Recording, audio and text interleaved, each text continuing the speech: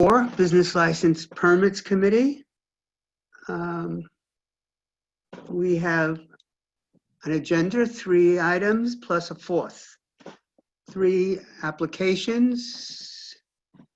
And just be aware, I probably all know that we are now recording and we're live on YouTube. Just so be aware of that.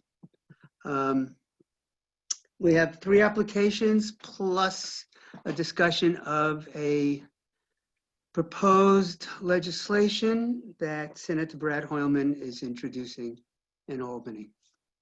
And we will proceed. We have everyone who can see each other or a name. We're considered panelists. There are other people around, because I see we have 29 participants, which means we have members of the public, some of them who might have signed up to speak in the public. And give you a broad outline. If you're not familiar, we make a recommendation to the full board, which this is June, right? So the full board is in the summer only meets once in the 2 months. So a full board meeting is sometime at the end of July. I don't have the exact date in front of me. Sometime July in the 20s. July 22nd. Thank you. July 22nd. It's always good to have someone with a calendar. Thank you, Nellie. Nellie, if people don't know, Nellie is our assistant district manager. So we make a recommendation to the full board. The full board adopts it, modifies it, creates another recommendation if they don't like what we did, and send it to the State Liquor Authority. Frank? Hi, Bert, you're going to welcome our new member. Absolutely. Thank you for reminding me. I know she's here. I saw her come on. There she is. I have to look on the screen. Twee, would you like to raise your hand and say something? Welcome. Do you meant by the video or by raise hand function? Raise hand, no, by video. I'm the visual person. Okay. Hi, yes. My name is Twee Pham. I joined this committee.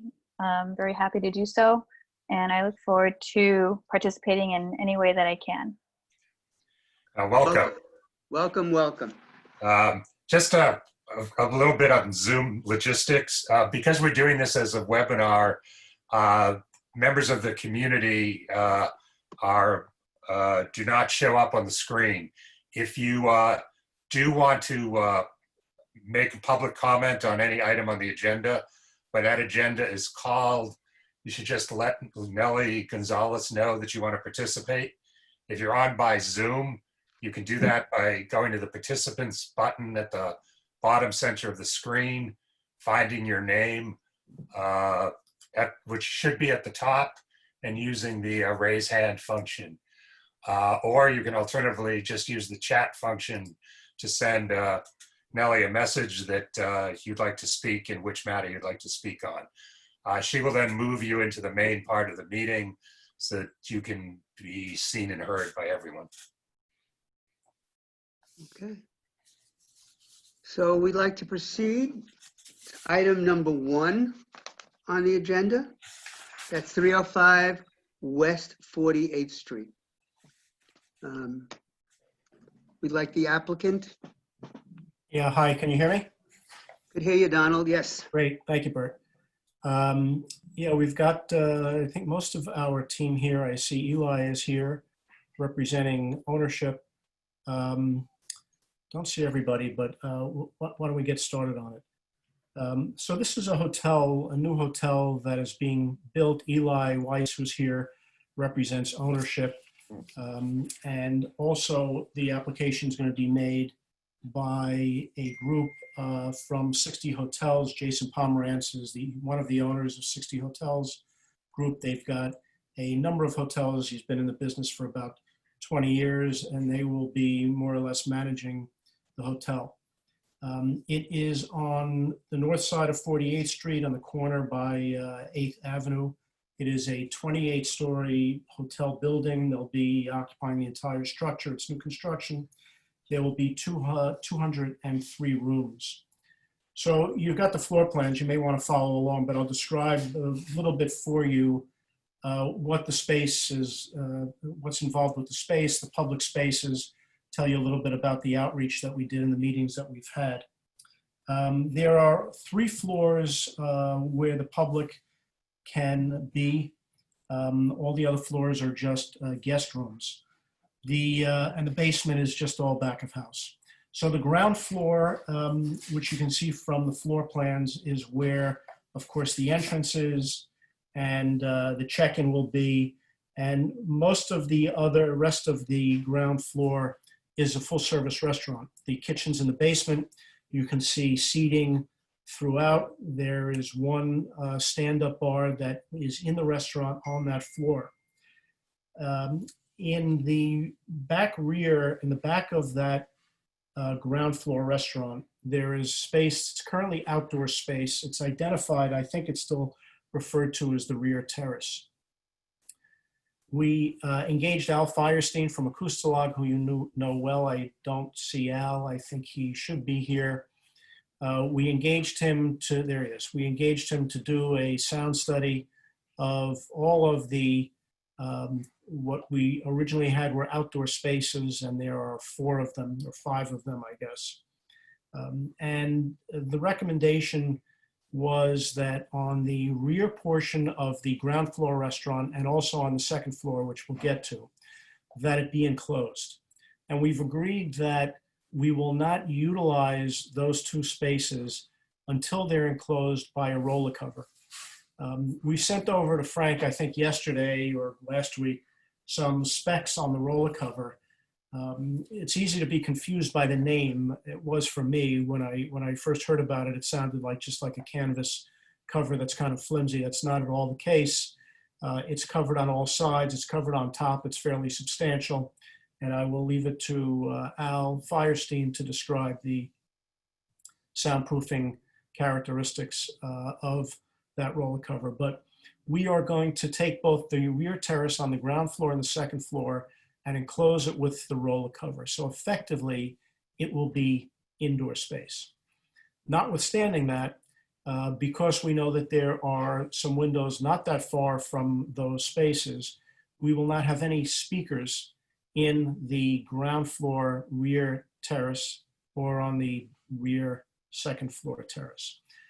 And both of those spaces are for seated service. You can see on the floor plans, they have seats, tables, and chairs throughout. The hours for the restaurant on the ground floor are 6:30 a.m. Because we want our guests to enjoy breakfast until 2 a.m. 7 days a week. And because the rear terrace will be fully enclosed and we will not operate it until it is fully enclosed, it will not be operated as outdoor space. That would be included within that. The music program for the ground floor will be background recorded music. We would have only a DJ only if there is a private booking for that space, and the live music would be limited to a jazz trio or jazz quartet. The second floor space is the hotel lounge. You can see that it has got lounge seating throughout. There is a second stand-up bar in the middle of that. And there are 2 spaces that I'll describe as terraces. One is the rear terrace on the plan. And everything that I said about the ground floor terrace applies to that. It will not be operated unless and until we get the roller cover installed there. And then it will be treated as indoor space. There is a terrace in the front of the second floor. It looks out onto 48th Street. That is outdoor space. That will not be covered by a roller cover. I think, can we get the seating? What are the seats there? There are, actually I have the exterior seating. Ben, do you have that? Is that the 20 seats for just the front? I think it's less. We'll get that for you. There's the, that terrace will have the hours that are Consistent with your guidelines, it will close at 10 p.m. during the week and 11 p.m. We'd like the 11 p.m. to include Thursday. So we like the 11 p.m. Thursday, Friday, and Saturday. We will not have music outside. There will not be speakers outside in that terrace. Then above the 3rd floor, up into the top 28th floor, is all just hotel space and amenity space, all just guest rooms. So there's no public space until you get to the rooftop, which is on the 28th floor. There are 3 components to that space. I'm sorry, let me just give you the music plan for the 2nd floor. For the bar lounge, it would be background DJ and live music within that space. And that is, would have a, the indoor portion of the 2nd floor would have a 2 a.m. weekday, 4 a.m. Thursday, Friday, Saturday close. Because it's a transient hotel, it's important for us. We need to have some space available for guests, and we need that until 4 a.m. We're not asking for that for the restaurant, just for the 2nd floor bar lounge. The top of the 28th floor is the rooftop, and it is significantly taller than the adjoining buildings. And there are 3 components to that space. The middle part of it is entirely closed indoor space, rather small. There is a stand-up bar in that space. The front of the rooftop facing 48th Street is a narrow terrace that is outdoors. And then on the, I guess on the east side towards 8th Avenue is another terrace, and that would be enclosed with a roller cover. The hours for the rooftop would be, I think it was at midnight to 2 a.m., midnight during the week, 2 a.m. Thursday, Friday, Saturday for the indoor space. The area with the roller cover, what we'd like to do is keep that open until midnight. If it will be open past midnight, the roller cover will be put out and it would be enclosed and covered. So it would remain outdoors only until midnight, and then it would be covered. Because of the height of that rooftop and the fact that it is high above the immediately adjoining buildings, and based upon the recommendations that Al can give us on installing limiters and speaker systems, we would like to have quiet background music on that outdoor portion of the rooftop. So that is the layout. We did significant outreach. We met remotely over Zoom with Elke and her block association. Larry Roberts was involved in that. I know Frank was there. Bert was there also. Bert was not there. Frank was there. And we had a good meeting with them answering their questions. We reached out to Steve Melita and a number of other people, post notices. Larry Roberts gave us some other people to reach out to. We sent them emails about a week and a half ago. Some people contacted us, others we did not hear from. Am I leaving anything out? That's pretty much the general presentation. Donald, just to clarify, because I think this is a change from what I understood. So the roller cover on the rooftop is not going to be closed all the time. I believe that's correct. Okay, because I think at the Block Association meeting, that distinction wasn't made. It was just sort of said, we're also putting a roller cover on the, that portion of the roof. Ed, is that right? Can't hear you. You have to unmute. You're on mute? Can you hear me now? Yes. Yes. Okay. So yes, it does open from the center section and it extends out during our closed hours. It will be closed as well as during inclement weather, but only the top section would be open during the times when the weather would be appropriate. What that means, Ed, the top section, you'll have walls, not walls, but you'll have the sides of the cover will be up. It's just the top coming, that will be open. Am I understanding you? Yes. Yes, that's correct. And I'm sorry, just to clarify, so there are three different sections of the roof. There's the center part where the bar is, that's always covered, that's always closed up, that's not a roller cover, that's under a slab. There's a front portion on 48th Street that's completely open, and now what we're talking about is that side piece that kind of runs along 8th Avenue, and that will be covered on the sides and can be covered on the top. And there's windows just above the parapet section as well on the roof that are retractable.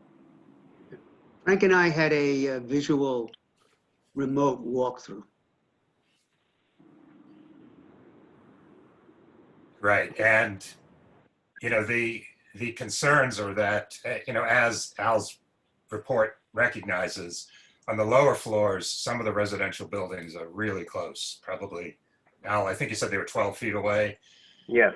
And then, so there's going to be a lot of pressure of this roller cover to really function as indoor space, because if it is not completely soundproof, a lot of people are going to be disturbed.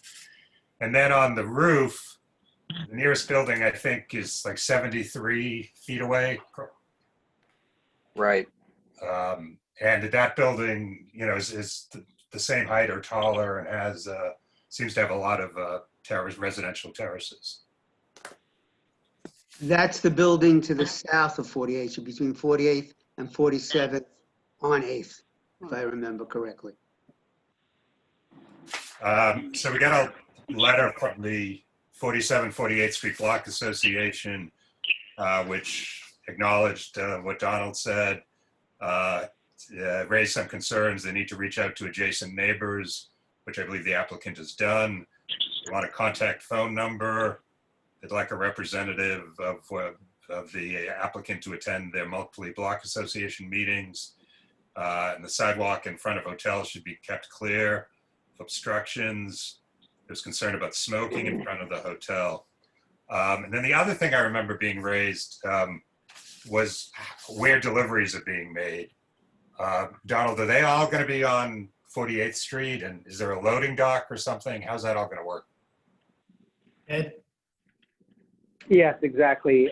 So during regular hours or during off hours, generally, is when our deliveries would be made along the 48th Street side. There is not a loading zone, but to the right of the hotel entrance, there's a food and beverage and delivery section, and deliveries will be made from the street into the building at that point.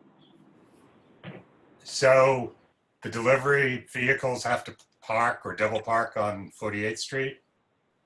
Yes, exactly. And does that include like linen and everything for the hotel? That is correct. Where are the linen going to be stored? Say that again? Where are the linen? Where are you storing the linen before the pickup? That will be stored in the basement, and then at the time of the pickup and delivery, they'll be brought back into and out of the building from the basement level. What about the garbage?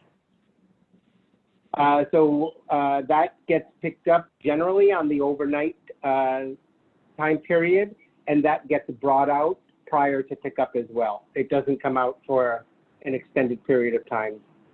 And my understanding is that there's a cold room in the basement that the garbage is stored in. Is that correct? That and a compactor, yes. I have a question. I'm a little confused about the plan on the 28th floor plan, which says where I see 3 red marks. It's nearly at the end of your presentation before the proximity report. So there is one area which says this area is under a slab, but open air. What does that mean?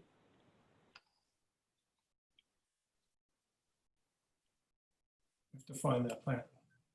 I think on that model of the plan, there was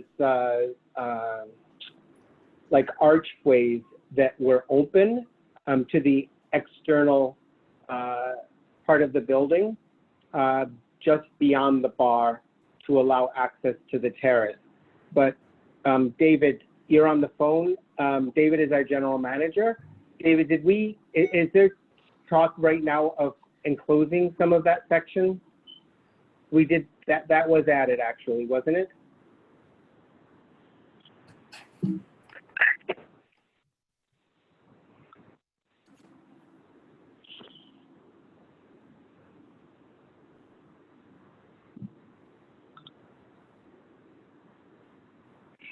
I'm not sure why David isn't able to join. He's on the phone, so he may be on mute. But I believe...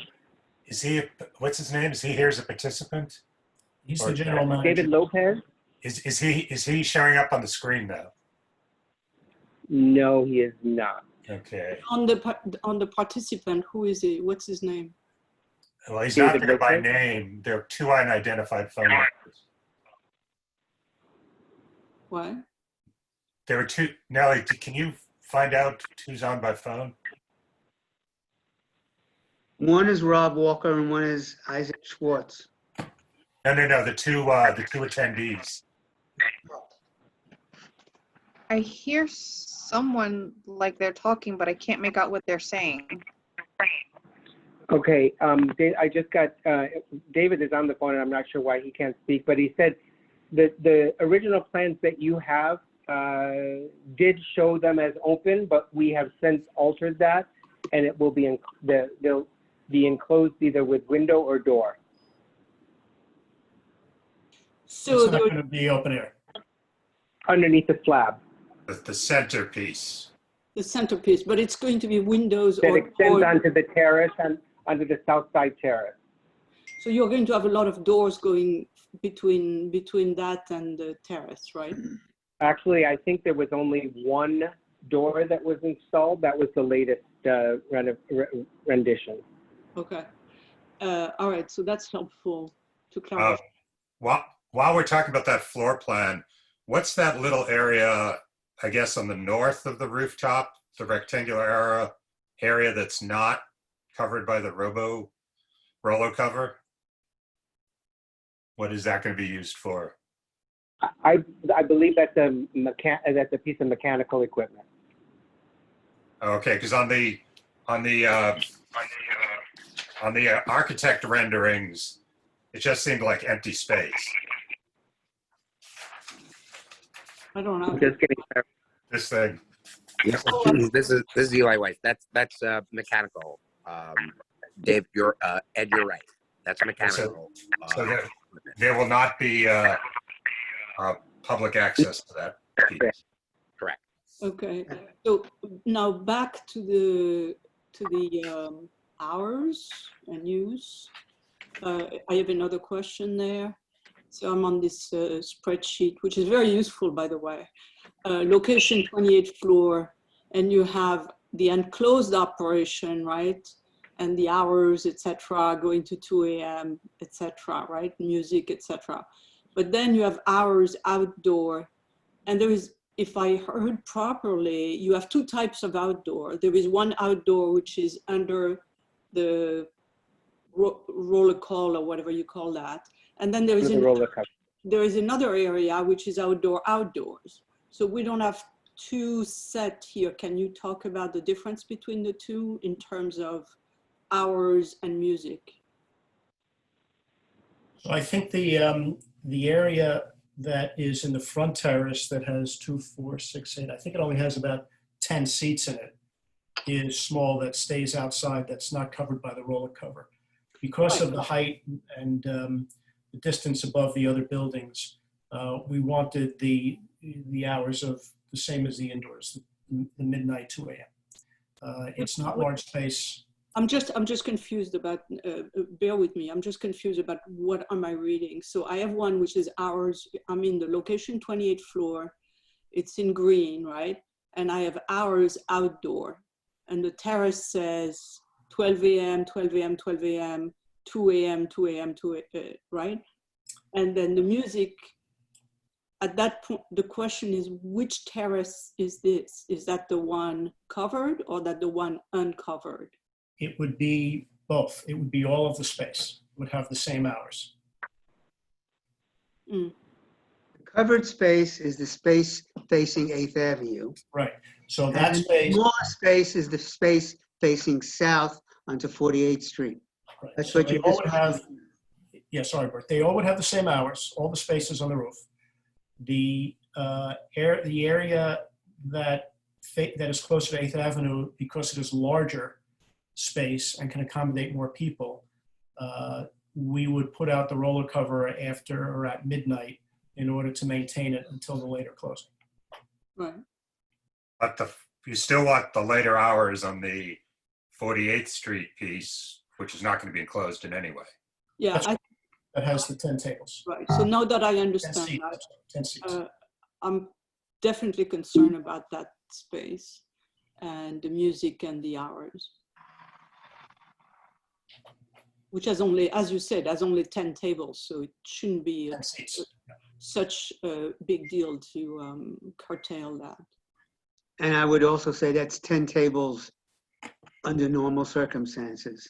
Yeah, and we would not have speakers in that front terrace on 48th Street. And it really wouldn't But it fit. says music though. And- So I'm confused. It says music. Let's talk about the terrace, which is facing 48th Street, right? Mhm. So again, you say you are not going to have speakers, but then you say you are going to have music. It's really overflow music from the interior space. That's even worse. Overflow music is terrible. You should never have that when you have the window doors. The doors should be always closed, which is why I was asking the question about the middle space and whether it was enclosed or not, and by how many doors, right? You're supposed to have only one door. So how could it be overflow? And that door is supposed to be closed. So I'm a little confused again. I think my recommendation is that I think that terrace should have no music and it should have the 10 and 11 closing time because it's, you know, facing other buildings and it has the same effect as a sidewalk cafe. We really just included that outdoor terrace section has music because there could be residual music that is from the amplified section from the interior section that may overflow, but there will be no I'm telling you, other kind of. this is a big problem. There should not be overflow from inside to the outside. It's like we had, Michael Feinstein can tell you, we had a big operation on Yotail, and the music outside was okay. It was managed, but the overflow from the inside was driving all the neighbors crazy across 42nd Street. So our experience is that it's a major problem. And you don't want to have any overflow from the enclosed space. That was one of the reasons why we added that enclosure into those arches that were there originally. But now I'm telling you that I'm even more concerned if you think you're going to have overflow. Yeah. The other thing, if you think you're going to have overflow, then you shouldn't have any music whatsoever, and not a good idea. yeah, Edward, what doesn't make any sense is that you have these hours for the overflow of ending at 9 p.m. and 11 p.m.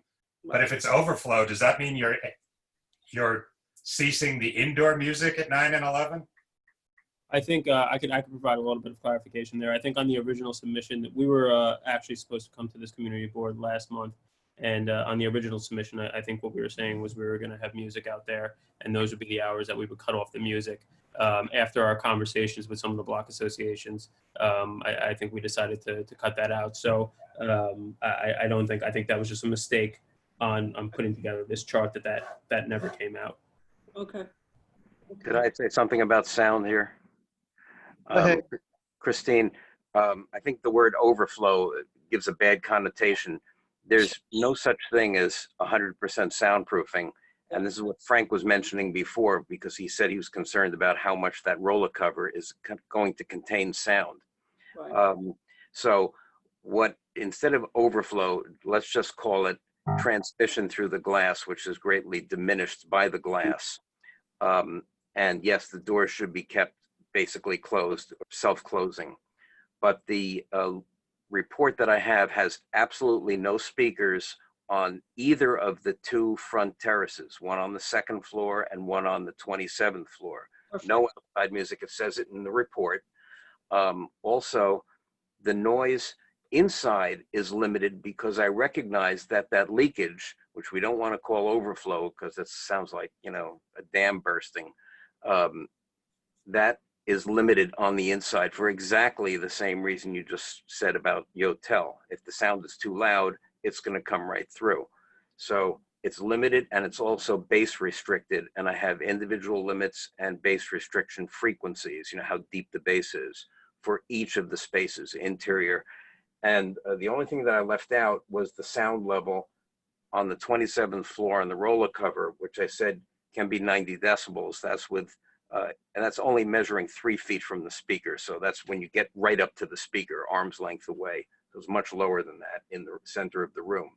But when the roller cover is open on the 27th floor, and this is the only roller cover in the establishment that can be open because, as Frank said, it is only 12 feet for those back courtyards down low.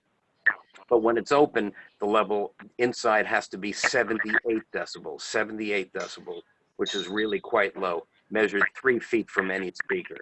And the reason for that is because that's the amount of soundproofing that you get from a roller cover in the middle frequencies, and the bass is being rolled off. That's all I wanted to What say. you just said, Michael, that's helpful. Are you saying that this roller is going to open on the 28th floor? Is that what you're saying? On the front, facing 8th Avenue, right? No. No, it doesn't open on the front. It opens on the top. Yeah, no, I'm sorry. In the space located on 8th Avenue. Yes? In the outdoor. It retracts on the top, and then there are windows on the side as well that get raised from the parapet. But we are still talking about the space which is located Yes, the east. 8th Avenue side. East, right. So that space, so explain a little bit, it would be music and then the roller would open at what time? By midnight, it would cover it. It would cover the space. It would be, yeah, it would be closed by midnight. It would probably be open midday on days that there's good weather. I think we have listed on there we are opening at 3 in the afternoon. I wouldn't be surprised if we opened it at that point. And again, when you talk about opening, you're talking only about the top. The sides of the device remain there. Yes. No, yeah. Yeah, Yes? No? Yes. yeah. Okay. I thought someone was saying the sides could come down. Yes, they are retractable. The sides as well. Yeah. So what will be the method of operation? I think we need to clarify on this section here. We need to clarify exactly with some words the method of operation. What goes up, what goes down. Christine, I first want to ask Al about, and it's Al, not Michael Firestein. Oh, I'm sorry. The piano. About the Rolo cover. I keep on calling it Robo cover. The robo. Al, do you have any practical experience with these roller covers? Do they work? I've measured them. I was hired by the co-op who have suffered from the noise from the Empire Hotel. I remember that litigation. On 2nd Street. Forgive me, I'm going to move my camera here. Can you see that graph? Yes. Okay, that's the effectiveness of a roller cover. In the mid-range, it has a noise reduction on average of 12 decibels. It's lower noise reduction in the bass. That's why we're reducing the bass levels inside, and a greater noise reduction at the very high frequencies, but they're not usually a problem. So yeah, they are very good. for speech and mid-range music, not as good for bass. So the people living 12 feet away, are they going to hear anything in their apartments? I doubt it. This is the best part of the roller cover are the sides. And that's where the people are closest. That's where you don't have the diagonal distance going up toward people, let's say 20 feet away, but are on the 3rd or 4th floor of the residential building that's just north of us, looking down. So yeah, that should be fine. I made measurements in that space in the back courtyard after midnight. And this is basically during the pandemic. So it was the lowest, the minimum level is what I always go with. So it's going to be lower than that. So it should be extremely difficult to hear anything, but not if the covers are open, which would be a no-no. Ellie, has anyone from the public indicated they want to speak on this? Well, before, Frank, let's Oh, see but if anyone else Brian, on the committee. Brian has his hand raised. Yeah, Yeah, Oh, okay, sorry. a few questions. I don't see the hours for the ground floor outdoor space, what you call the ground floor garden. Where are those? Yeah, it's going to be enclosed by the roller cover, so it'll be the same hours. It'll be till 2 a.m., 7 days. Okay, so my opinion on this is, and we don't know what the sound attributing factors to this robo cover is. I think all the outdoor spaces, at least on the ground and second floors, should be standard backyard hours, 10 and 11 It's not p.m. outdoors, but It's outdoors. You have to get different zoning if It's not you outdoors. consider it indoors. The They rear, get different zoning. the rear of the ground, well, but it's enclosed. I mean, the reality is that the rear of the ground floor and the second floor will be enclosed by the roller cover, so it's not outdoor space. And we won't use it until it's covered. And covered means sides and a top. so you're saying, Okay. Donald, that it will never be opened? That's correct. The first floor and second floor rear areas, what we've called terraces, will not be open. So people Thank you. in the back there will have a visual experience of being outside, but they physically will not be, since they'll be completely covered. Right. I think Brian's concerns, though, is still a real one. I mean, you know, as Al just said, this is not as solid as true interior space. And no one can be sure how sound insulating it's really going to be until it's up and running. And to say at the outset that these spaces can be open till 2 seems worrying to me. But Frank, that's also why we're not putting any speakers in those areas. There won't be any speakers. Well, yeah, but it's going to be open to the other part of the truly indoor part. So the sound, you know, the sound is going to fill that space. I have limitations on the sound that's adjacent to those roller covers. Think of the roller covers as enclosed space, but enclosed space with windows. That's what they are. It's basically a window. Some windows are better than others. This is a roller covers performance, which is good in the middle frequencies and the high frequencies. So that's why we have to limit the bass in the interior areas that are adjacent to the roller cover areas. Are there any additional comments, questions? I'm not sure Brian was done. Brian, did you have more? Yeah, no, I just wanted to say that they could always come back and get longer hours, but for now, I think it should be, sorry, there's a lot of echo. For now, I think it should be 10 or 11 on the first and second floor outdoor space. Okay. Twee, did you have a comment? I thought I saw your hand raised. Yeah, I waved my hand, and I did raise hand too. Similarly, looking at the Excel spreadsheet Catherine was discussing before, for ground floor and second floor, it does say that there could be DJ and live music. I did hear that the live music would be limited to a trio of jazz. If that's the only type of music that's like, it sounds like a Sunday brunch or something, is the first question. The second question with DJs is, I thought DJs generally do bring in speakers for if it's a private event. And so wouldn't that be an issue whenever it happens? So I think we could agree that if any DJ comes in, they would have to tie into our existing sound system that'll be that will have the limiter that I'll recommend. So the answer is we won't let them bring in their own sound system. Okay. Anything else, Twee? Not yet. Okay. Thank you. Rob, I see you have your hand raised. Rob Walker? I just wanted to echo what Brian was saying. We don't know what the impact are going to be with these roller covers. I've seen restaurants that have roller covers, and the noise is still substantial, in my opinion. Let's limit the hours on the outside spaces, and then we can always turn around and have them come back later on once they've proven they're a good neighbor and increase it. Anybody, any other committee member? Actually, I did have one more question, Ms. Twee. Okay, go ahead. This has to do not necessarily with the hours, but with the seating inside and the maps that I'm looking at. That's all maximum seating, right? In the chart, yes. So given the state of things, is there a separate layout for having the social distancing inside? We haven't done a floor plan.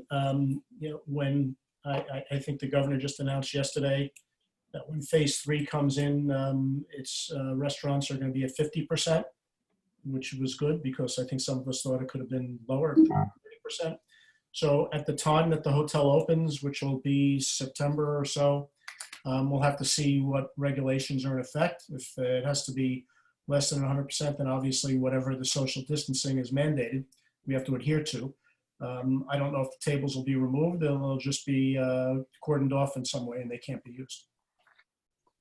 Thank you.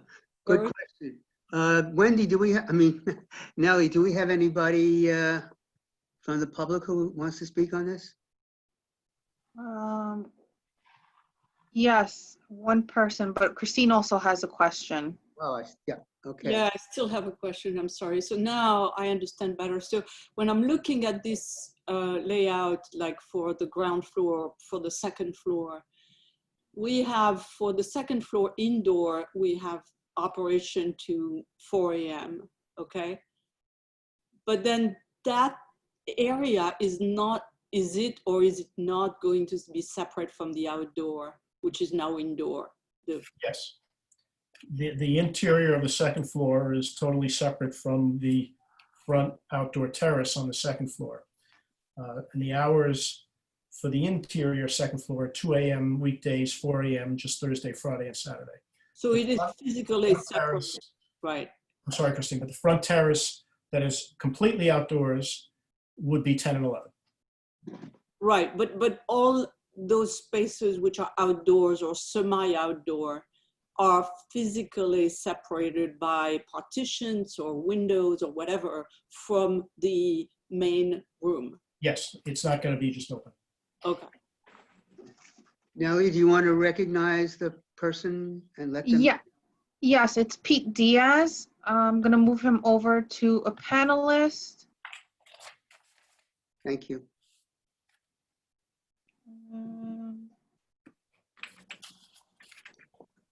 Unmute yourself, Pete. Unmute. All right. I just got in, and I just got adjusted what's going on now, and I didn't realize it. And I sorry for not being here beforehand. I am concerned. We are the residents next door. I didn't hear any of the questions. Just getting on, and I hear this music, entertainment. As a matter of fact, the building, the hotel's not even completed. I'm surprised they're even coming now at this point. It's like, it appears to be maybe 70% completed. So I'm not sure why they're applying for the permit now.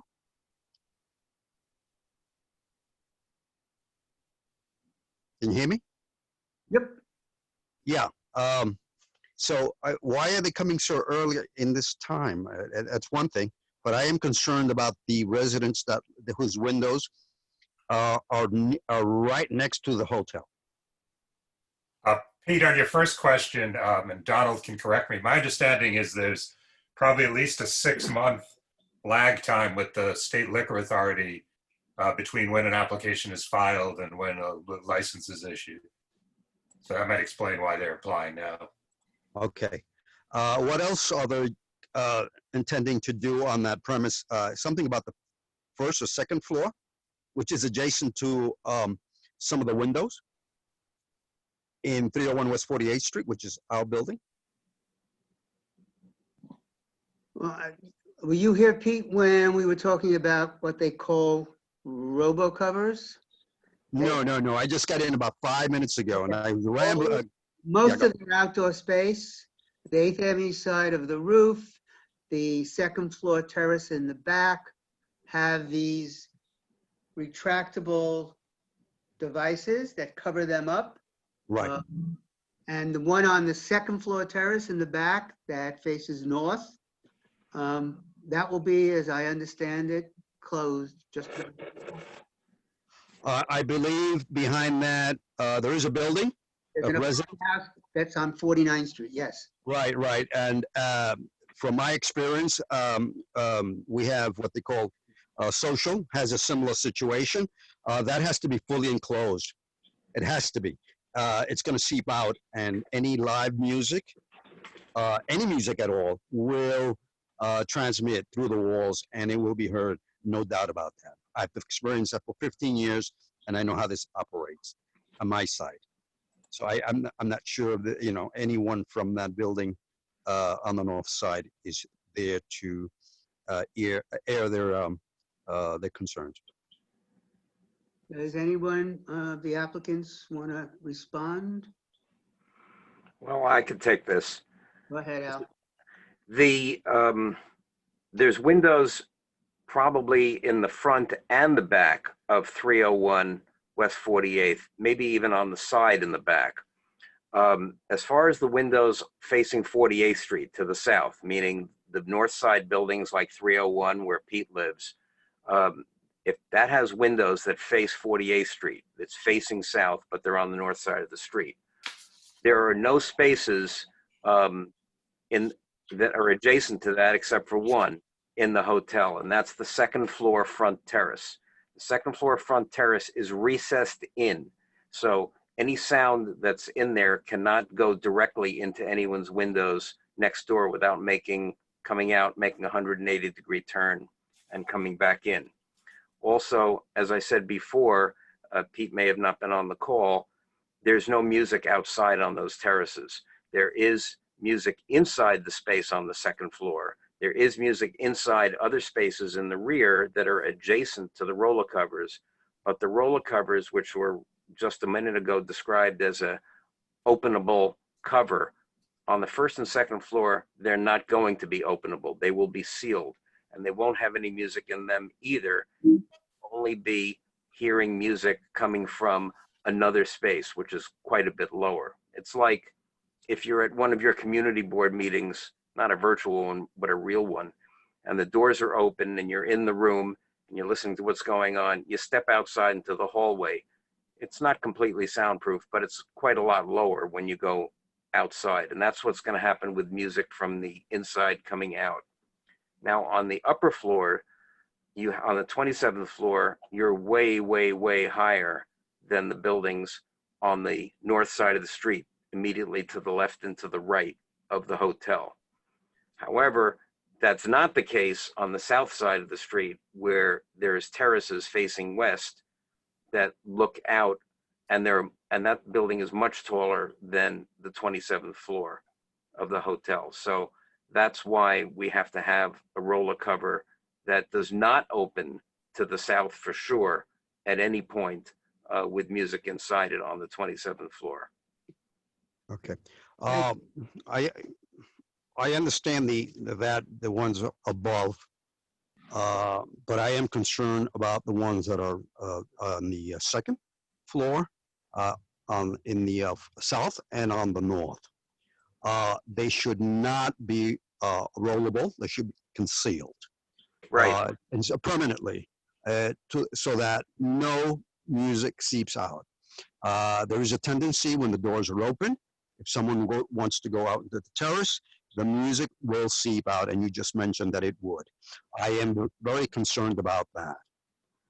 What we've done is we have limits that my client is supposed to adhere to as to how loud the sound can even be inside the inside space.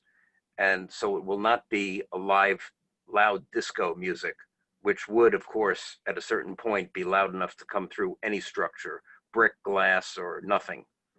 So there's limits, and they're very strict limits. It's not loud. You don't have. And what is the decimal limit on that inside? It's decibel. On the inside space, I have a list of different decibel limits. While you normally have things like 110 decibels or at least over 100 at the spaces where you have like a loud bar or for dancing, in the inside on the first and second floor, the sound level will be limited to 80 decibels, and that's not in the rear terraces. These are in the areas adjacent to the rear terraces, and the base is going to be cut off. And that's in the first and second floor areas adjacent to the rear terrace. And it's on page 8 of my report under internal sound systems on all other floors. So that's pretty low. And that's 80 decibels measured 3 feet away from the speaker. So you go right up to the speaker so that you can touch it with your hand. That 80 decibels is not very loud. Okay. Given that the buildings are practically glued, more or less, I don't think that the 80 decimal will suffice in controlling the noise. Well, it will. That's I think they got your comment. from experience. I've had a decimal. The acoustical engineers come in and do this, and I had to regularly come back, time and again. And I am concerned about that. That will not suffice. Okay. I think we all hear your concern, and I think, Twee, I saw your hand up before. Yeah, I wasn't sure if I should ask this question because it really had to do with, I guess, the rooftop that could partially open on the 28th floor for the roller cover. Does that mean that, I know that doesn't have to do with the liquor stuff, but that smoking is allowed or not? Because usually that goes hand in hand with some people. This is a 100% non-smoking hotel, if I understand it correctly, and somebody from operations can correct me if I'm wrong.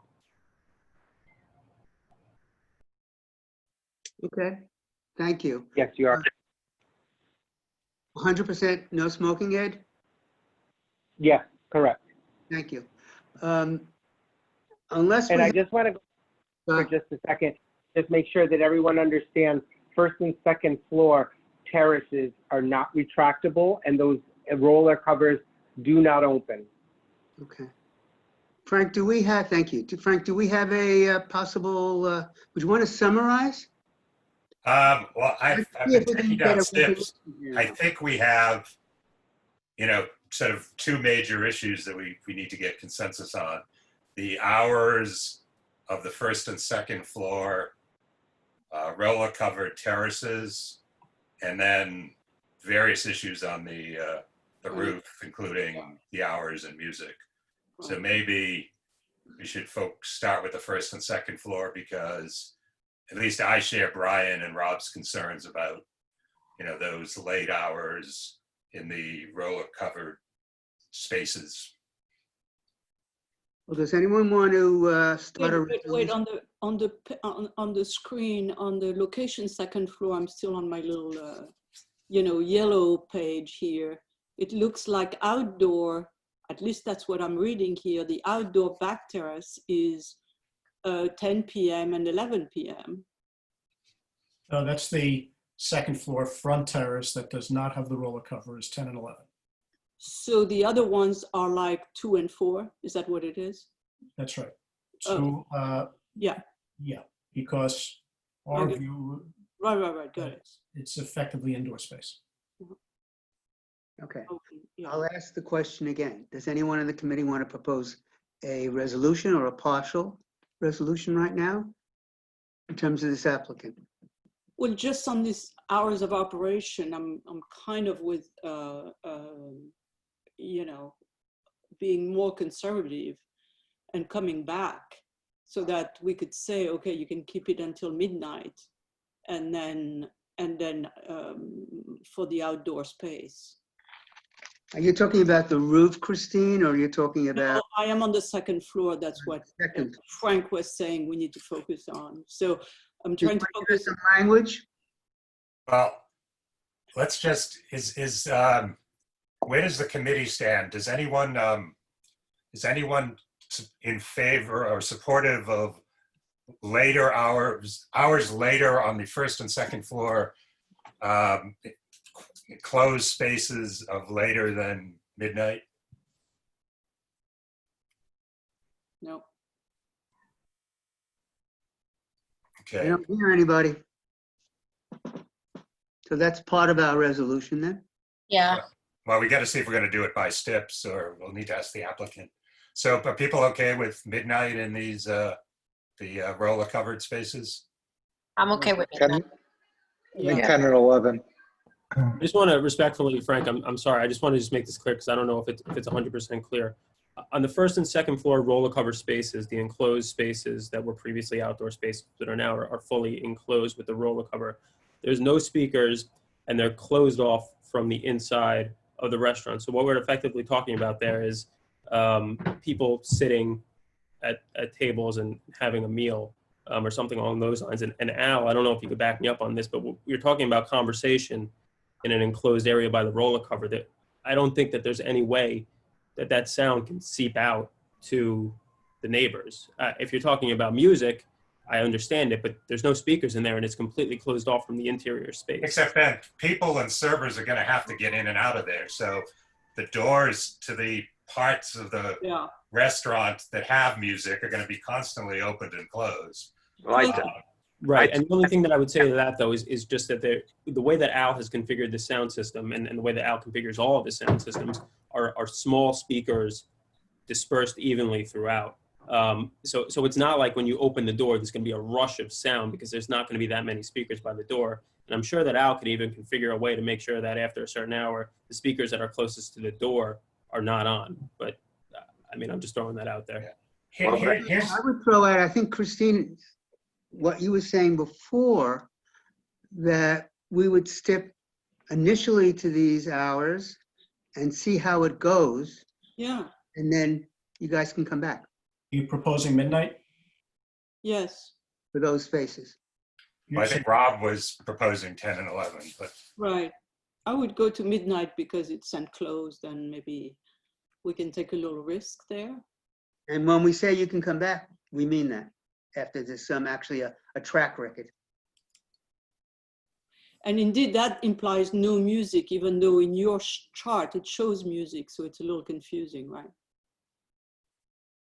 I think if we could come to some sort of resolution on this, I think we could supply Frank with an updated chart that he could put into the stipulation if Right. that's what it comes down to. But my understanding is like it would be midnight, no music. Let's put it this way. Under the Rollo, whatever it's called, Rollo. is that the consensus? roller cover. Is that the consensus of the committee on that issue? Looks like. Okay. What about the second floor outdoor area? Because they put 10 to 11. Did they get midnight, or is that still 10 and 11? No, that stays 10 to 11. I That's mean, how the completely outdoor area. should be compliant, right? Okay. Yeah.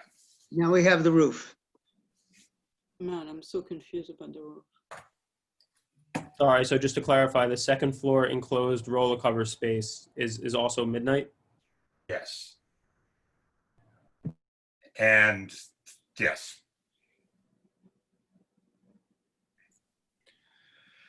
So the roof. So do we understand now we have 3 areas to discuss or 2? I think we have 3 areas. We are thinking about them as 3. The applicant's thinking of them as 2. Right, right, We have a purely indoor area, which is in the center. right, which is We fine. have the roller covered part, which is to the right or to the east. The east on 8th Avenue. Right. And then we have the piece at bottom, the piece facing 48th Street, which is purely outdoors with no roller cover. Right. And I think that space, if we start with that space, the piece facing 8th Avenue, I'm sorry, 48th Street, I would just go with our normal guidelines, 10 and 11, and no music. And the doors have to be kept closed. Well, yeah. Yeah. Yeah. So that's simple because it's still facing some buildings. And so there is no reason not to use the guidelines. The other one, I would go with either, you know, midnight or 1 on 8th Avenue, because I'm very concerned that when they close it, well, first of all, it's going to be open, right? Yeah. I mean, it's going to be open until midnight. Right. Respectfully also, that it's a seasonal area. Obviously, it's not going to be open in the middle of winter. So what we're talking about here is the nicer months. But when it's open, I think we should close it on the same hours, like the 11 o'clock, which, you know, 10 and 11, and then they should shut down the music at a certain hour. Well, shut down the music or shut down. Do you want a distinction of hours between the robo-covered portion and the true inside space? Yeah, well, we have 3 different things, right? The first one is to say it's open, right? Yes. It shouldn't be open past the 10, 11, which is our business, our normal business. The roller roof. Right. Okay, and then once they close the roller roof, how late would you have it open? Well, just like we did downstairs, either midnight, you know, midnight. Okay. Again, I'm sorry for butting in here. I've done it 3 times already, so I apologize again. You don't have to apologize. It's your job. You're the applicant, go ahead. That roller cover space on the 27th floor is completely different from the ones on the ground floor and the second floor because of its height and that it's facing 8th Avenue. And I don't know if Al can back me up here, but if you close up that roller cover at a certain hour, and I think what we proposed was midnight, on the 27th floor, Al, is anybody going to hear anything coming from there if that roller cover is closed up at midnight, after midnight? There's been some talk about opening the sides of the roller cover. Yeah. Okay. I'm not so concerned about opening the sides as I am opening the south side. We cannot open the south side. And I don't think you should even open the east-facing side. Right. The only thing that should open is the top, because that's going to direct sound upwards. The people who are going to be affected by this at all that we took into account, so they're not going to be affected, are the people who have terraces that are facing west. So it's only the sound would only have a glancing blow, and this is after going up 50, 60 feet in a diagonal direction from the opening of the opened roller cover, like rolling stone. And you can't have the south side windows open, and I would prefer not to have the east side windows open on the roller cover because some sound can bend around that way. But there's no windows that are facing this roller cover at all. There's none that are facing it in that building across the street. It's the fact, however, is that there are terraces, and you'd have to get out on the terraces and turn right and look to the north, and you'd see this roller cover over there. So that reduces noise too, but it doesn't reduce it enough that we can open the windows on the south side. But to open on the top, that's what I was envisioning. That's what I was told, and that will work, but not on the sides. But Al, I just want clarification on this. When it's completely enclosed and it's not open on the sides on the 27th floor, at 2 o'clock in the morning, is anybody going to hear anything if it's completely enclosed? Not if the limits are set the way I told you in the report. Right. Right. So I think what we were proposing was that at midnight, we would close up the top of it, although Al doesn't seem concerned about the top of it. And then it would operate the same way as that interior space, so until 2 a.m. Because it's practically indoor space, especially because it's on the 27th floor. And the ground floor and the second floor, I understand the argument there because you're so close to neighbors, but the sound would have to travel across 48th Street through the roller cover, the fully enclosed roller cover, to impact anybody at 1 o'clock in the morning. And Al, I don't know if that's possible.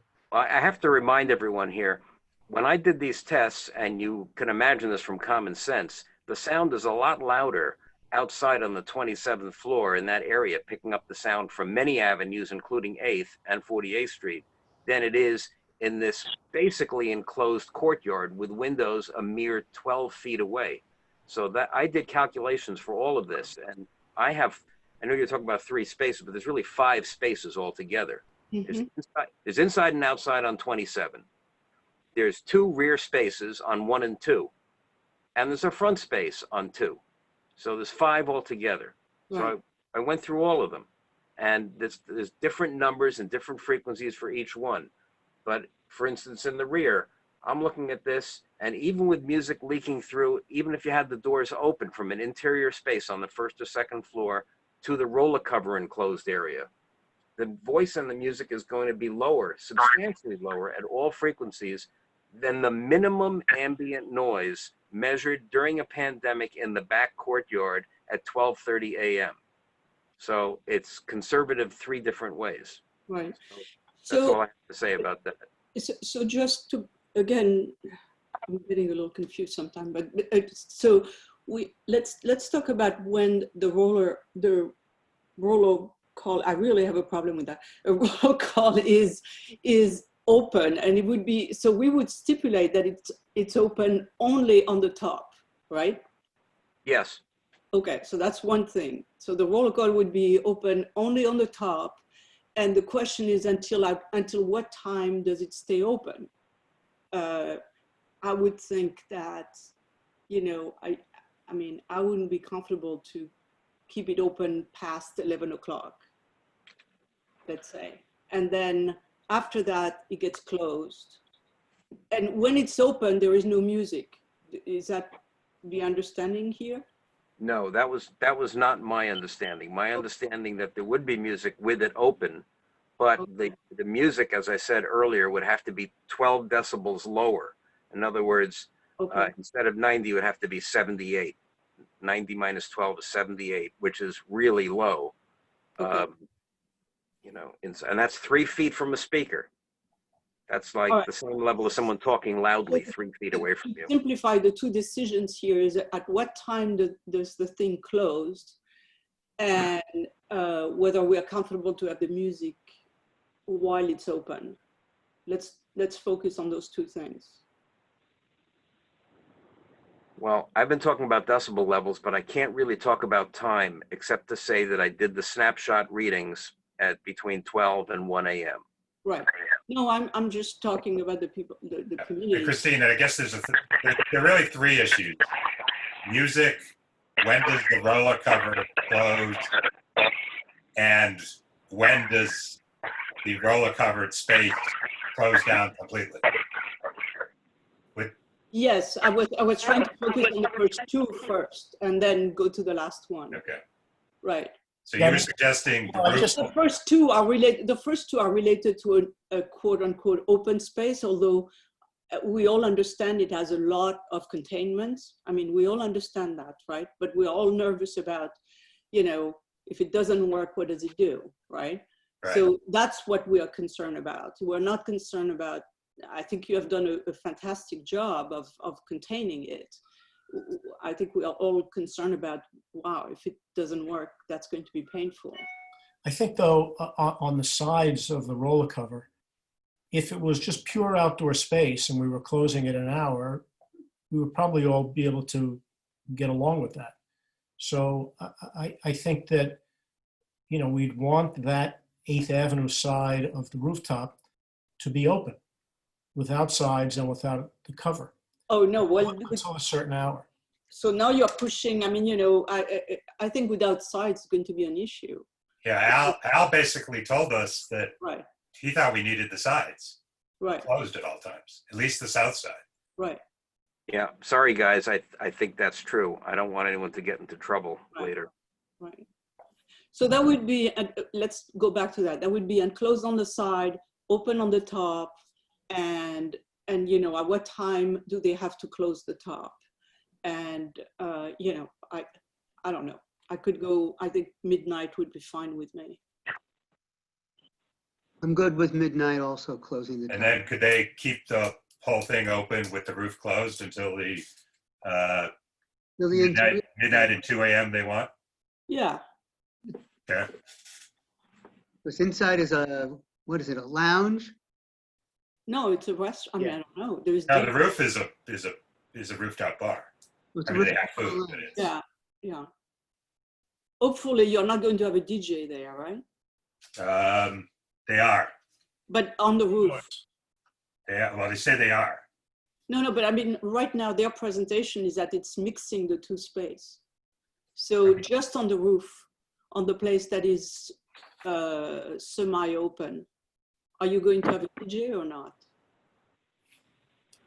DJ is only a problem if they bring in their own insane loudspeakers. If they bring in their own turntables and computer and plug into our sound system, it can be no louder than any recorded Pandora or Spotify music we play ourselves. Okay, so Jason, did you want to speak, Jason? Because I see you're muted. So where it says Isaac Schwartzberg, that's actually Jason Pomeranz. Can you unmute yourself? Or does someone have to unmute him? No, he wasn't. I can't hear you. No, Which- do you Which control? name? I'm sorry. Who It's needs to where be it says unmuted? it says Isaac Schwartzberg. Okay.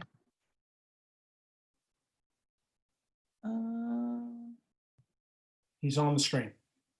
Hold on one second. He should be able to unmute himself. Jason, you should be able to unmute it yourself. There's a mute button in the lower left corner. Sometimes you have to swipe on your phone to get that mute button to show up, to be visible. You have to swipe or hover or hit a menu button. I don't know why, but I cannot unmute him right now. Maybe he hasn't muted. No? Saying no. Hold on. What about those star 6, star 9 things? on the phone? Star 6. Try And star now he's 6. unmuted. Jason, it looks like you're unmuted. Isaac, sorry, it looks like you're unmuted. No, it's really Jason. Jason, okay, I did have it right. But cannot hear him. Yeah. What is it on the phone, Frank? Star? It's star 6 to unmute yourself. Star 6 6, on the Jason. phone. On the phone. But okay, is he on the phone as an attendee or a panelist? He's a panelist. He's right here in the middle of the screen. Yeah. Okay, hold on. I read his lips. Hold on one I second. think he's saying he's a participant on the phone, but he's No, not. he's saying something about texting. Hold on. How about now? Can you hear me now? Hey. Now, Yeah, there we go. you're on the phone. You're on. Jason, you're on the phone as an attendee, but we can video see you and not hear you. Okay, but you can hear me now? Yes. Yes. Go ahead. Okay, sorry. Thanks. First of all, I just wanted to give some context as to, who we are in the marketplace so that we can give some comfort. We've been dealing with very similar situations for basically 20 years, doing hotels, boutique hotels in heavily residential communities, and balancing vibrant food and beverage and indoor facilities. So we're very acutely sensitive to all the issues that we're talking about today. And we've done it, thankfully, successfully, where we've been assets to the community. So all of your concerns are not new, but also well received. We're not people who are coming in, who have never done this before and just kind of trying to rough ride through the regulations in order to, just get open and then figure it out. So we deeply think about these issues. On the same token, I'd like you to also just to consider this is probably the most challenging period to survive in the hospitality business in New York City ever, certainly in my career. And, arguably ever. You have hotels that are closing in the area in Times Square, like the Edition, and some others that are converting into homeless facilities. It's very challenging. So every little nuance, whether it be in rooms or in food and beverage, gives us some flexibility. is immensely helpful. So, you know, to that point, we can lay down as many restrictions as we can right now and agree to it, but really it's the day-to-day operation on a small level that's going to achieve success and a vibrant partnership between the community and the hotel. And it's something that's very important to us. But in order for us to succeed, and the reality of, you know, what little corporate event or special event or Broadway-oriented business there is, you know, we have to be realistic as to how that works, right? So, you know, we have a partnership with the American Theater Wing because we believe in supporting the theater community, which is adjacent to us, you know, who are deeply in distress right now. You know, pre and post theater, you know, post theater tends to run a little bit later. And if we're trying to gear towards the cast and the people working in the community, they come in a little bit later. So while I'm happy to answer specific questions about nuances, about speakers or hours, I just kind of wanted to put a framework on what our intent is. And, you know, we've done every kind of hotel. There's no intent to turn any of these spaces into nightclubs or, you know, dancing facilities. It's really meant to be a theater community refuge and a hotel that, you know, is really partnered with that. And hopefully someplace that the residents will be proud of and frequent, to be honest with you. We're counting on you as well to be able to survive. Well, thanks, Jason. That's good to hear. And I think, you know, your willingness to propose the robo covers in the first place before you got here tonight is sort of a sign of your willingness to work with the community. So we appreciate that. Bert, do you want me to try to summarize this? I would like you very much to summarize because we thought we had a short agenda tonight. Yeah. 4 items, and it's almost 8 o'clock. Okay. So Donald and Ben, we're going to have to work out some details tomorrow, but this is conceptually what I have, and it includes some steps that came out of the 47th, 48th Street letter. So not all these are perfectly phrased. All recommendations of Acoustalog report dated May 7 will be implemented, including those regarding ongoing operations. Terrace spaces on ground floor and second floor rear will be used only after roller covers are installed, fully enclosing both spaces. Roller covers will be kept permanently closed. If roller covers do not provide the acoustical limitations set out in acoustical report, applicant will cease use of these spaces until sound levels are brought within levels set by law.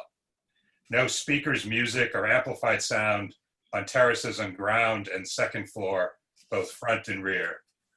There'll be no outdoor speakers at hotel entrance or on street level. No music or sound from inside hotel shall be audible on sidewalk. Applicant will place no obstructions on sidewalk, including street furniture, planters, or signage.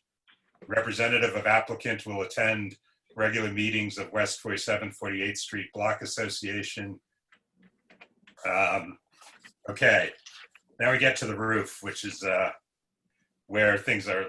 This is what I think we're proposing. So we talked about the hours on the second floor. Oh yeah, sorry. So the hours on the robo-covered areas of the first and second floor would be closed at midnight, right?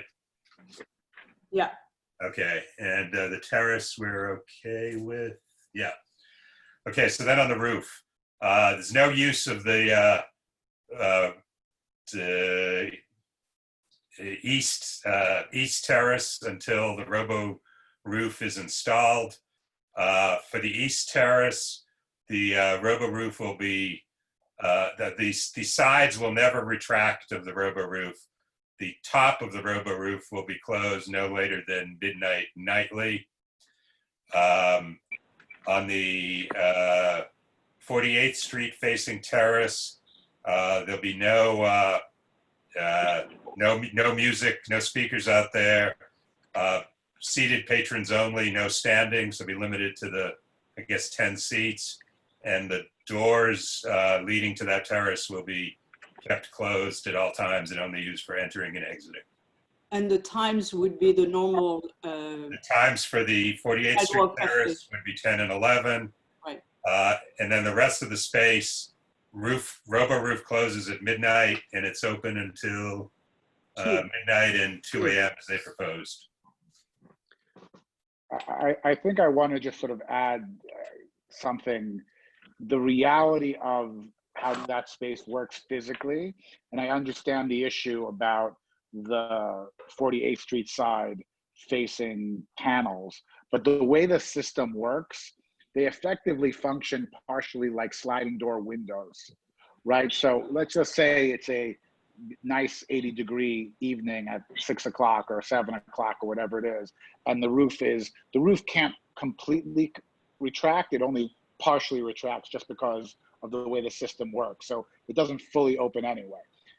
We'd like the ability to open those windows facing 48th Street, assuming that the ambient level noise coming from the music or the people is per Al's standard, because that's effectively the only time it ever functions as true outdoor space. Now that's fine for it to be earlier in the evening, but we'd like to be able to, I don't want to say that we'll close the windows the entire time, because that really kind of mitigates the use of the space in its function. It is a roof terrace after all.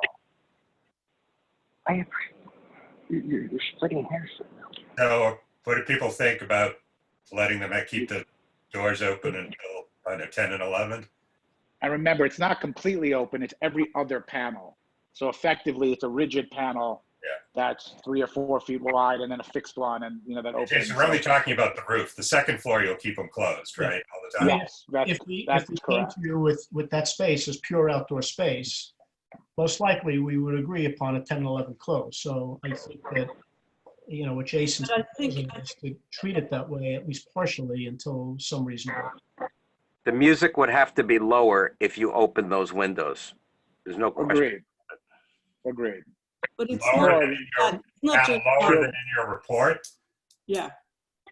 Well, I didn't address it in my report. That's why I told you at the beginning that we have to take off 12 decibels whenever you open the roller cover. So 90 minus 12 is 78. Okay. That's the same with the windows. If we go this route, you'll revise your report? It's pretty easy to do that, yeah. Okay. I don't think, I personally don't think we should open the side, because the people which are on their terrace today, they are not going to want to hear anything coming from a new terrace with, X number of people and their music. It carries a lot. I would suggest that you would open the windows which are facing east, but not the side windows. I think what Jason's talking about are the doors leading to the 48th Street Terrace. Where the 10 tables are. Those are the ones he wants to keep open. No, also the ones facing south. That's the 48th Street. 1,200 pages. Are you talking about Jason, are you talking about the roller roof covered piece or the robo covered piece, but the vertical panels, not so what the roof panels. I thought we had decided those, thanks to Al's frankness, that those couldn't be ever opened. Well, that's what I'm sort of suggesting, that with the right decibel level at an earlier hour, it works as a fresh air space, essentially. Yeah, guys, I'm sorry, we just seem to be like losing ground. Yeah. No. And it is 8 o'clock. No. I thought we had an agreement. Right. But also I think this is the kind of thing is, if we have terrace of residents not far away, that's going to be a lot of noise coming their way. And I have had this experience myself, coming from 2 streets away, and every time somebody laughs, I can hear it. So I can tell you this is an issue. It's very annoying, and it's a real issue. So if you want to open anything on that side, you should keep the sides closed and rather open some of the windows facing east, because if it goes this way, you have less of a chance that noise traveling to the terrace on 48th Street. So you're suggesting, Christine, the east-facing 8th Avenue windows? Yes, yes. Which, by the way, Al said should be closed also. All the time. So he also said that. But I mean, if Yeah. you have to choose between two giveaway. But Al was most concerned about the south-facing Yes. windows.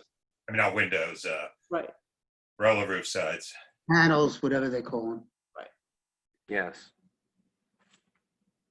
Yeah. Okay, well, Where are we, guys? Would Ben the and east Donald, windows be okay? Closing at an earlier hour than the rest of it? Would that be okay, opening up the east windows? We are not, No. oh, yes. The opening with east windows, yes. Jason? Well, how are we laying this out then? What's the combination of hours? Because I'm somewhat a little bit, I don't want to misspeak. okay, What are we okay. looking at now? Well, let's We do have them the- one at a time. We have the So, roof of the road. Okay, sorry. Go ahead. the 48th Street terrace would close at our ordinary hours, 10 and 11, with those doors kept closed. I gather, or were you making the pitch for those doors too, Jason? No, it's not. It's not. Let's just say that the door's closed. Go ahead. So that's Continue. the 48th Street terrace.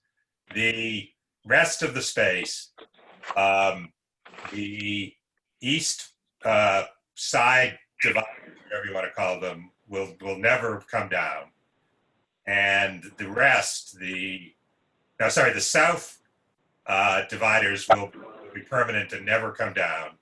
The east sides and the roof will close at midnight, and the whole space will close at their proposed hours of midnight or 2 a.m. So you're saying that until midnight, the only thing that would be closed would be the windows on the south side of that terrace. Correct. And then at midnight, the west side window, the west side facade goes up. East side. East side facade goes up, and the roof goes up, and then it has the indoor hours. Yeah, the whole thing gets closed at midnight. Right. Jason, you got that? What happens during the day? Our hotel guests, can we open up the windows facing south, assuming there's no music? No. But then it's just how is it any different than a residential terrace at that point? If it's not music and we're doing partially open air. Because if you have 100 people, it makes a lot of noise. But Al, are you saying without music that just even partial capacity during the day or early evening, that is troubling to the neighbors across the street? No, I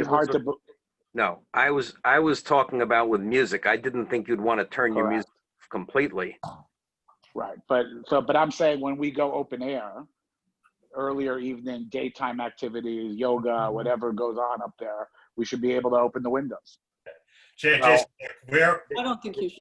we're trusting you a lot on a lot of this stuff, but right, when it comes down to something this important, being in the hands of whoever your manager happens to be that day, you got to have a bright line on important features like this, and I think this is a key feature of the roof. And Yeah, once I we totally let it come down understand. at certain times, someone's going to forget to put it up at 7 o'clock or whenever it's supposed to.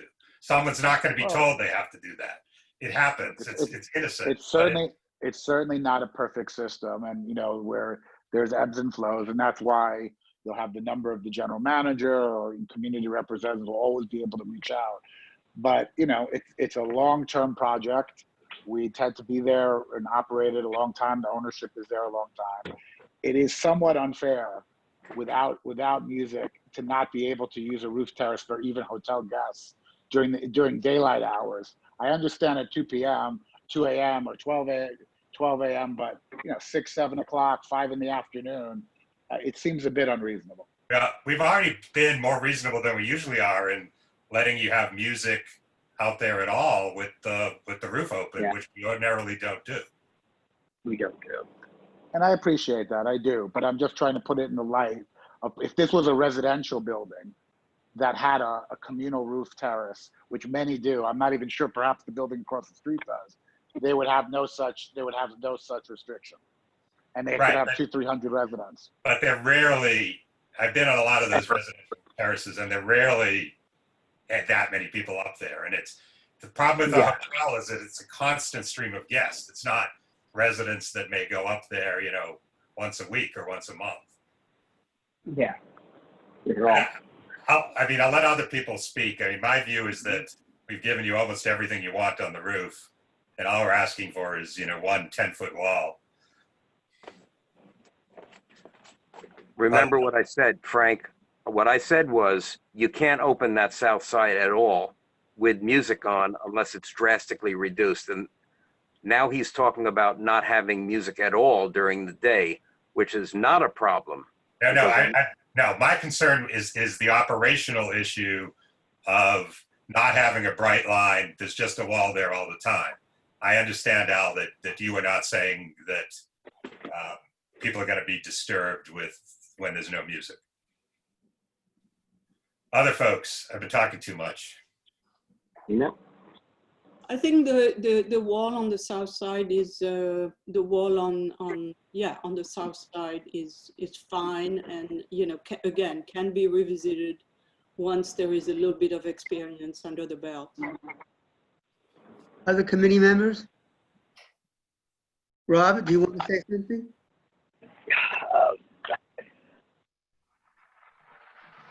Sabrina here. I don't have issues with being open during the day. I think we can stipulate into time.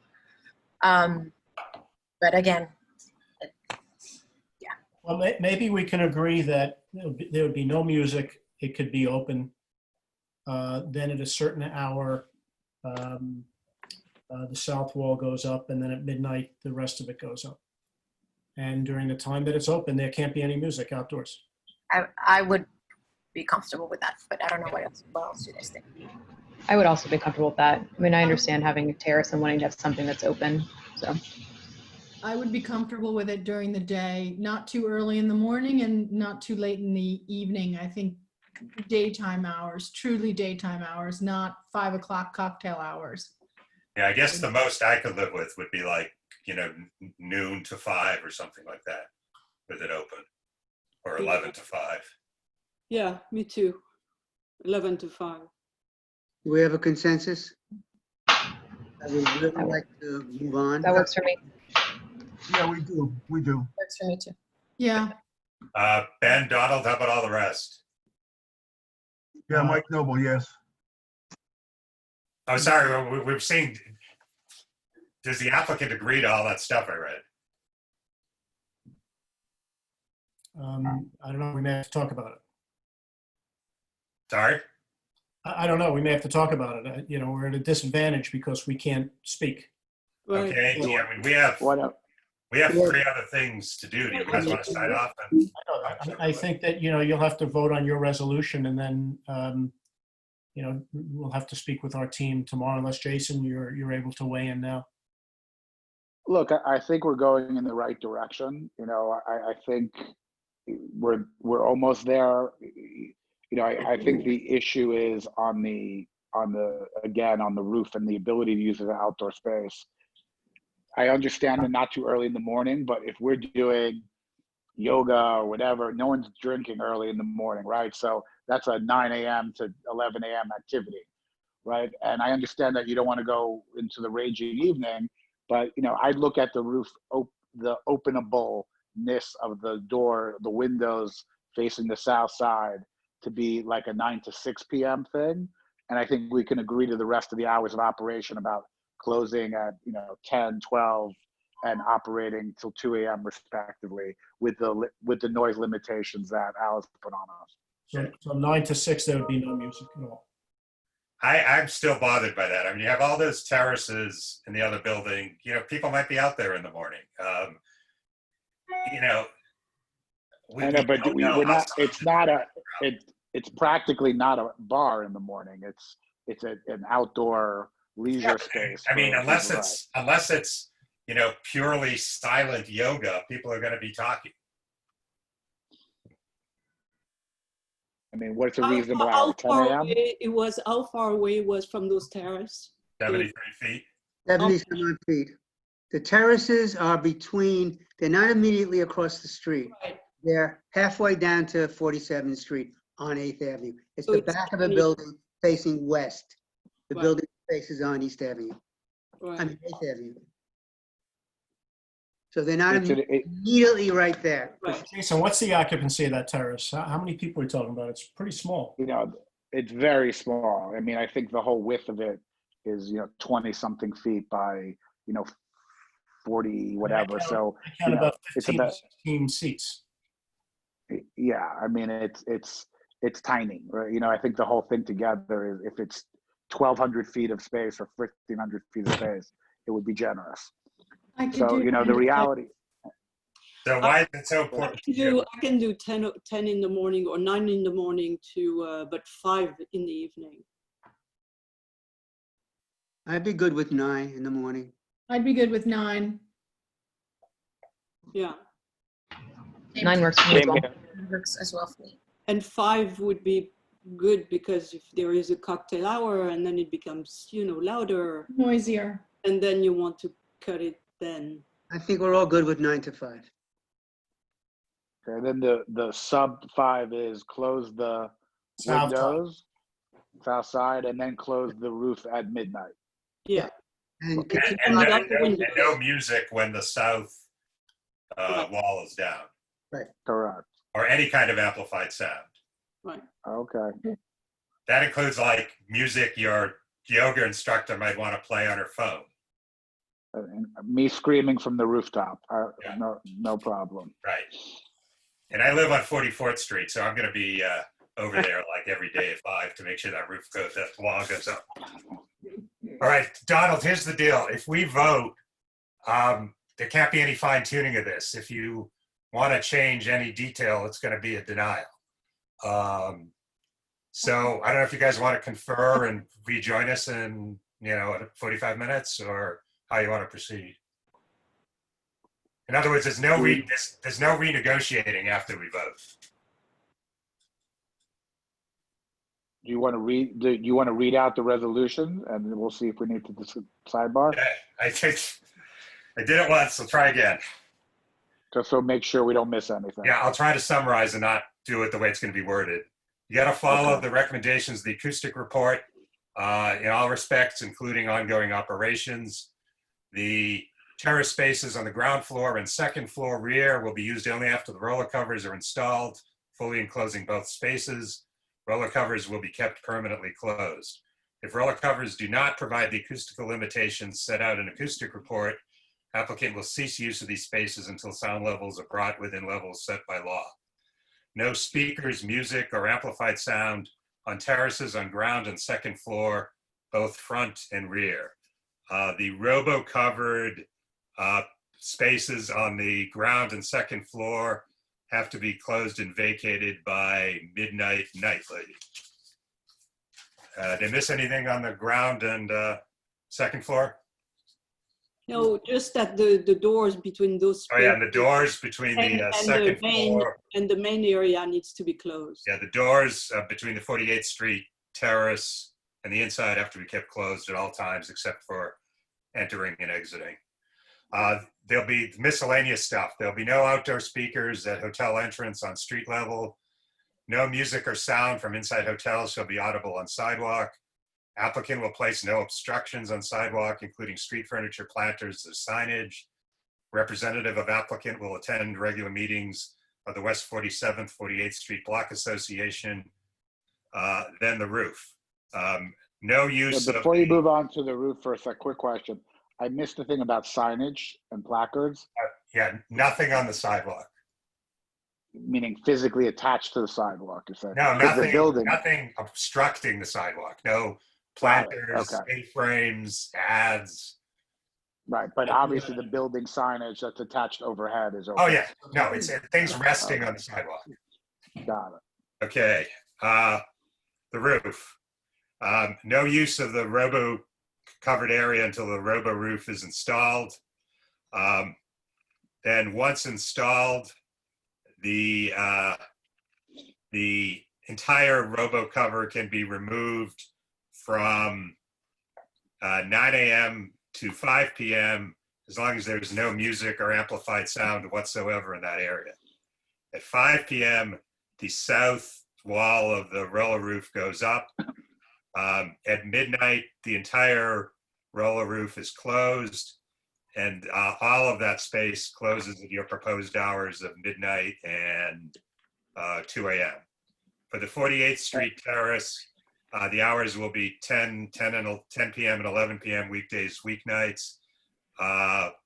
Seated patrons only, no standing. Seated patrons limited to what you propose, which I think is 10. And the doors between the 48th Street Terrace and the inside will be closed at all times except for entering and exit. Frank, we Wasn't want there, to include. wasn't there a nuance on the east facing door that I remember you guys discussed? The east facing door of the robo roof? Yeah, Yes, it only has to go up at midnight when the whole thing has to. at midnight. Got it. Okay. You have No, weekends no, include no. On Thursday. 28th floor, he has to go up at 5. That's the south wall. Has to go That's up. the south. Right. South That's wall looking has back to at East 8th Avenue side. Okay. That's midnight. Yes.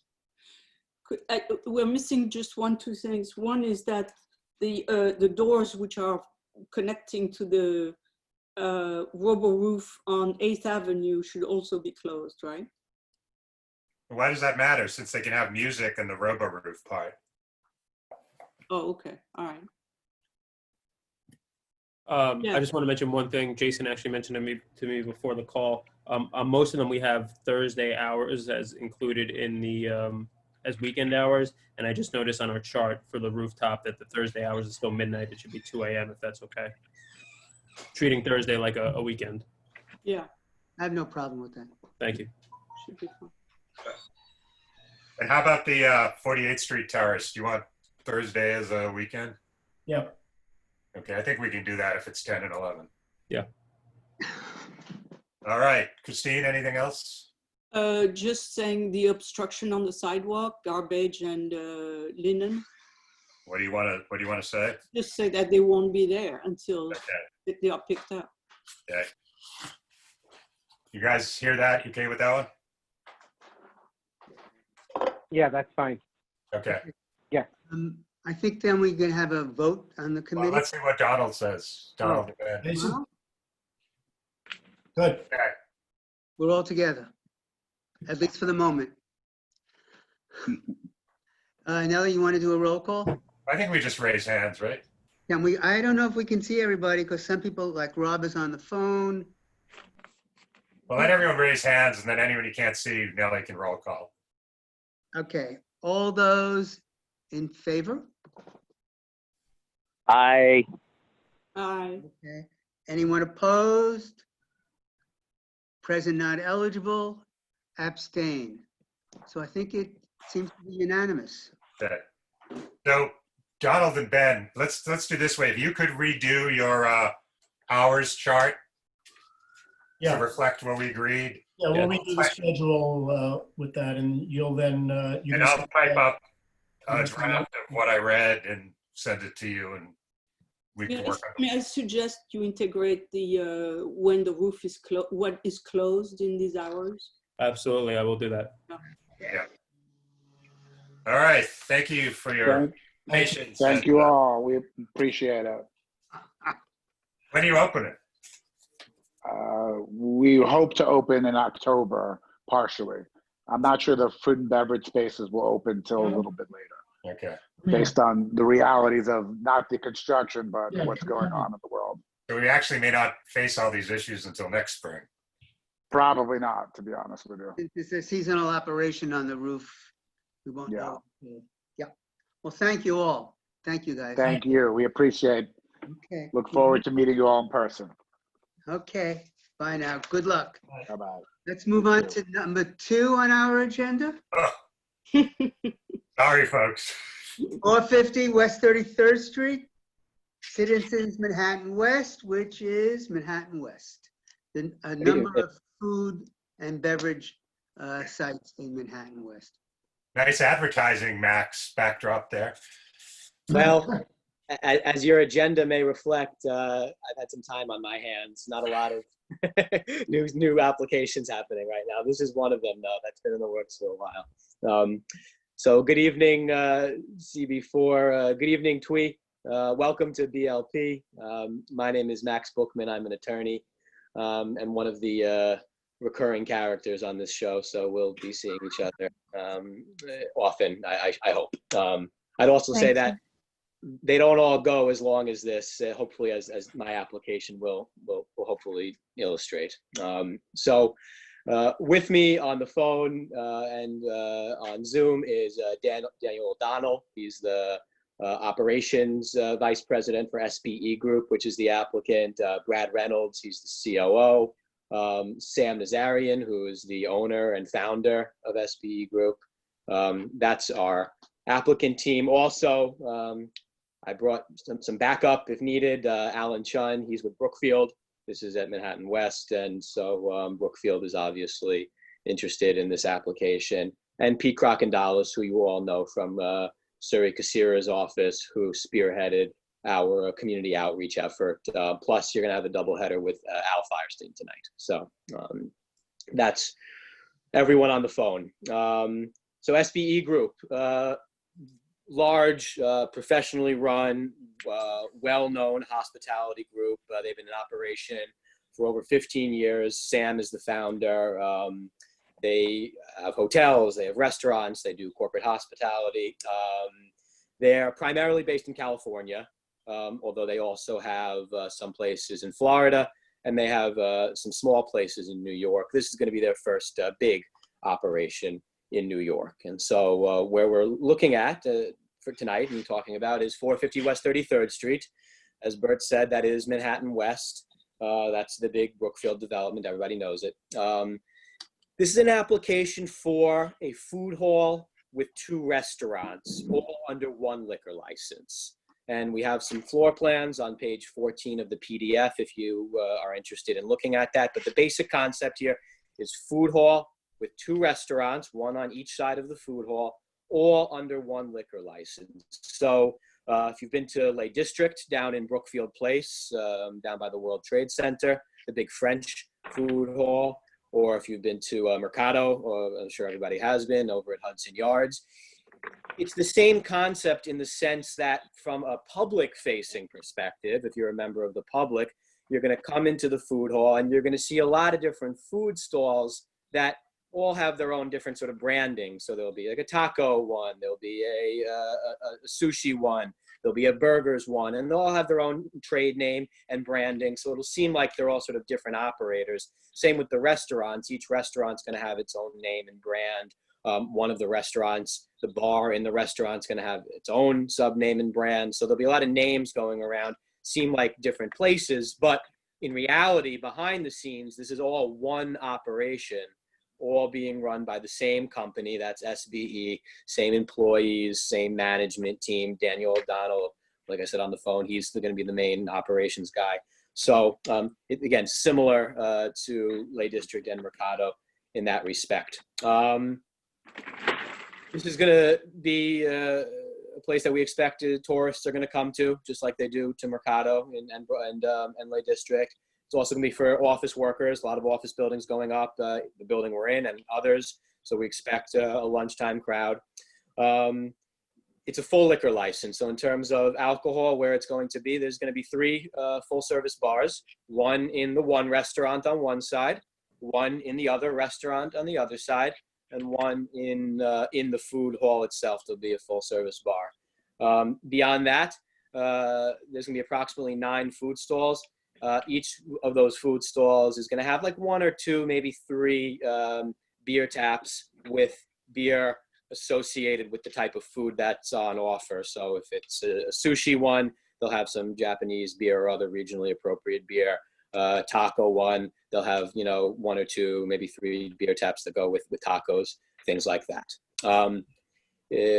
I won't go through it unless there's questions about it, but we have a very professional security plan. It's all been very well thought out, and all of that has been expressed in great deal of outreach as Pete and the Kasira team generally do. And so every elected official We've met with representatives from them, Gail Brewer, Corey Johnson, Brad Hoylman, Richard Gottfried.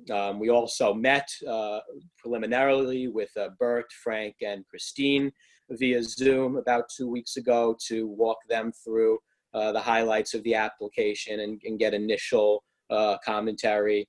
Also importantly, not only did we meet with the Hell's Kitchen Block Association, Julia Campanelli, I don't know if she's on the line, and the Hell's Kitchen Neighborhood Association, Kathleen Treat, I don't know if she's on the line, but we did meet with them and we got letters of support from both of them. Not just, we don't object, but letters of support.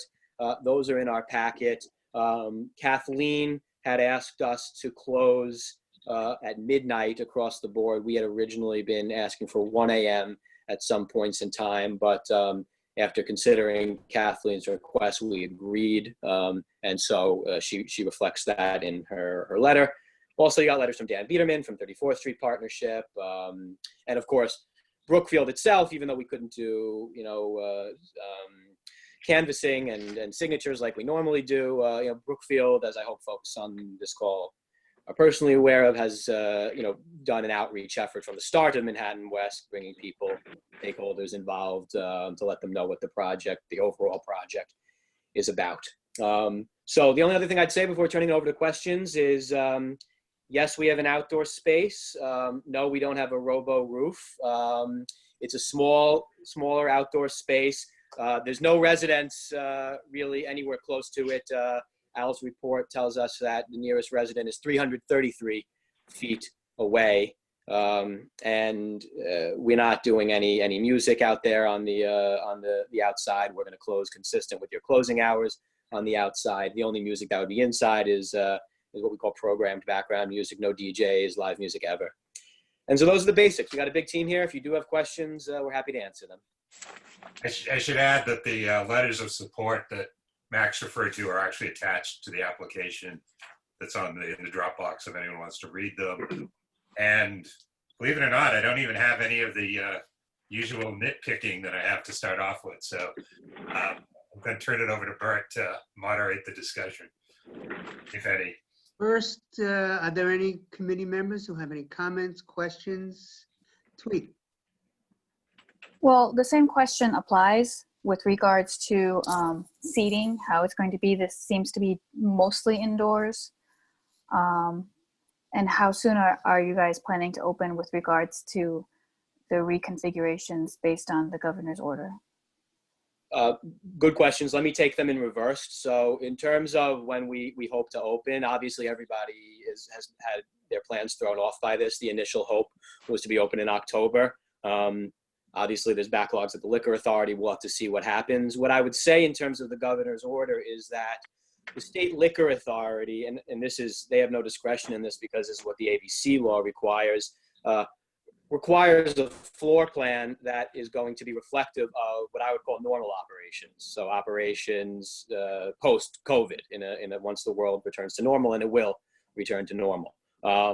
Any modifications to that floor plan that have to be made in connection with whatever governor or mayoral orders are in place when we do open, be that October or whenever else that may be, we'll have to modify our plans in accordance with what those orders are. Everybody knows that this is fast moving.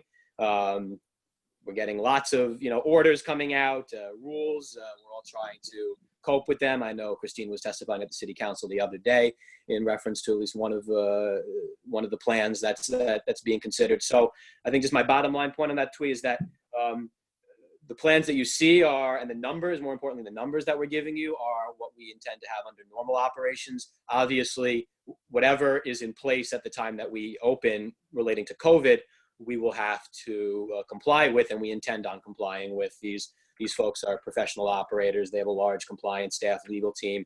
They're already paying attention to these orders, and they know how to comply with them. In terms of what's going to happen, I think was your first question in terms on the outdoor space. This is seated dining only in the outdoor space. No bar in the outdoor space. No people congregating in the outdoor space. Seated dining only.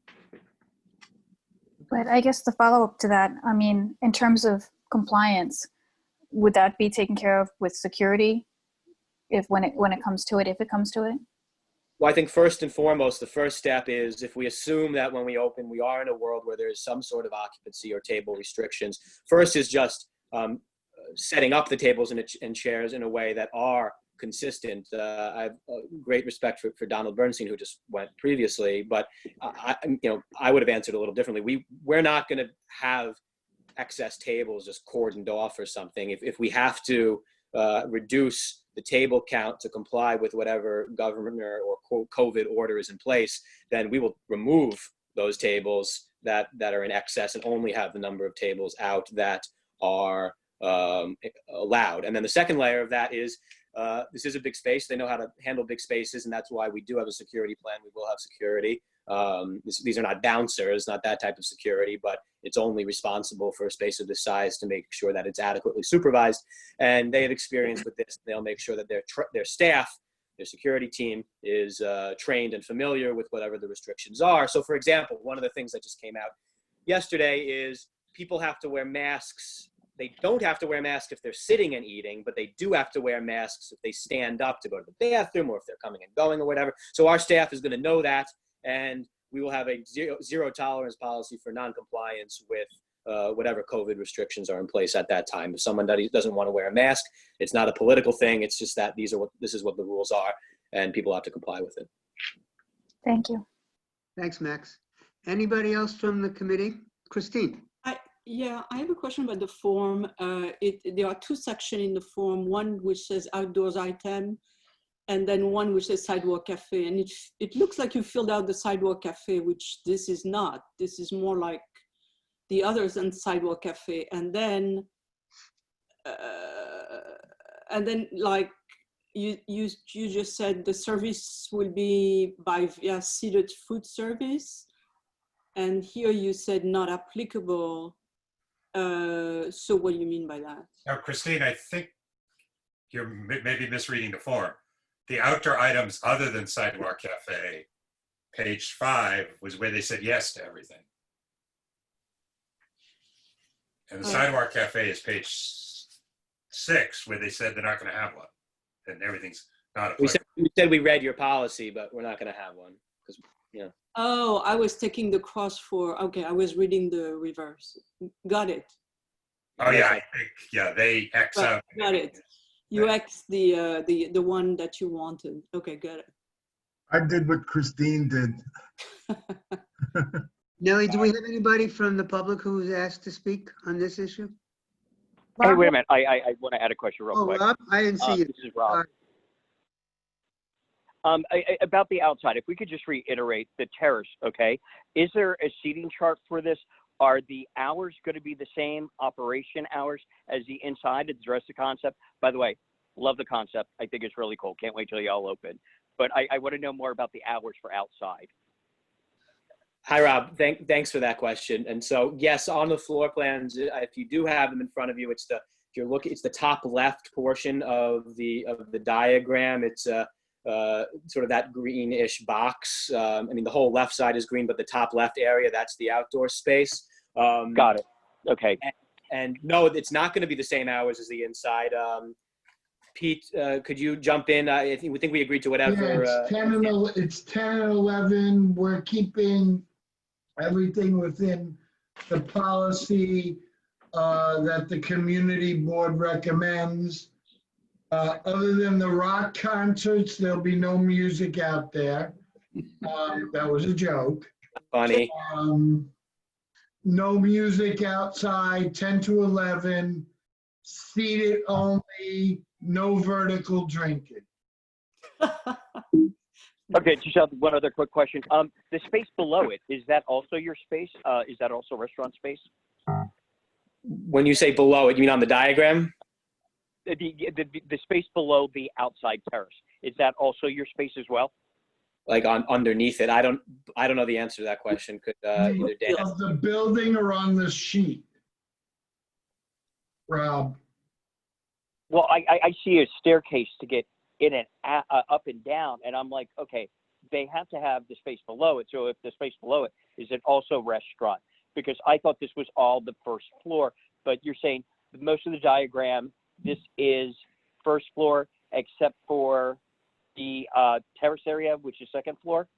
It's actually the second floor. Dan, do you want to walk him through, please?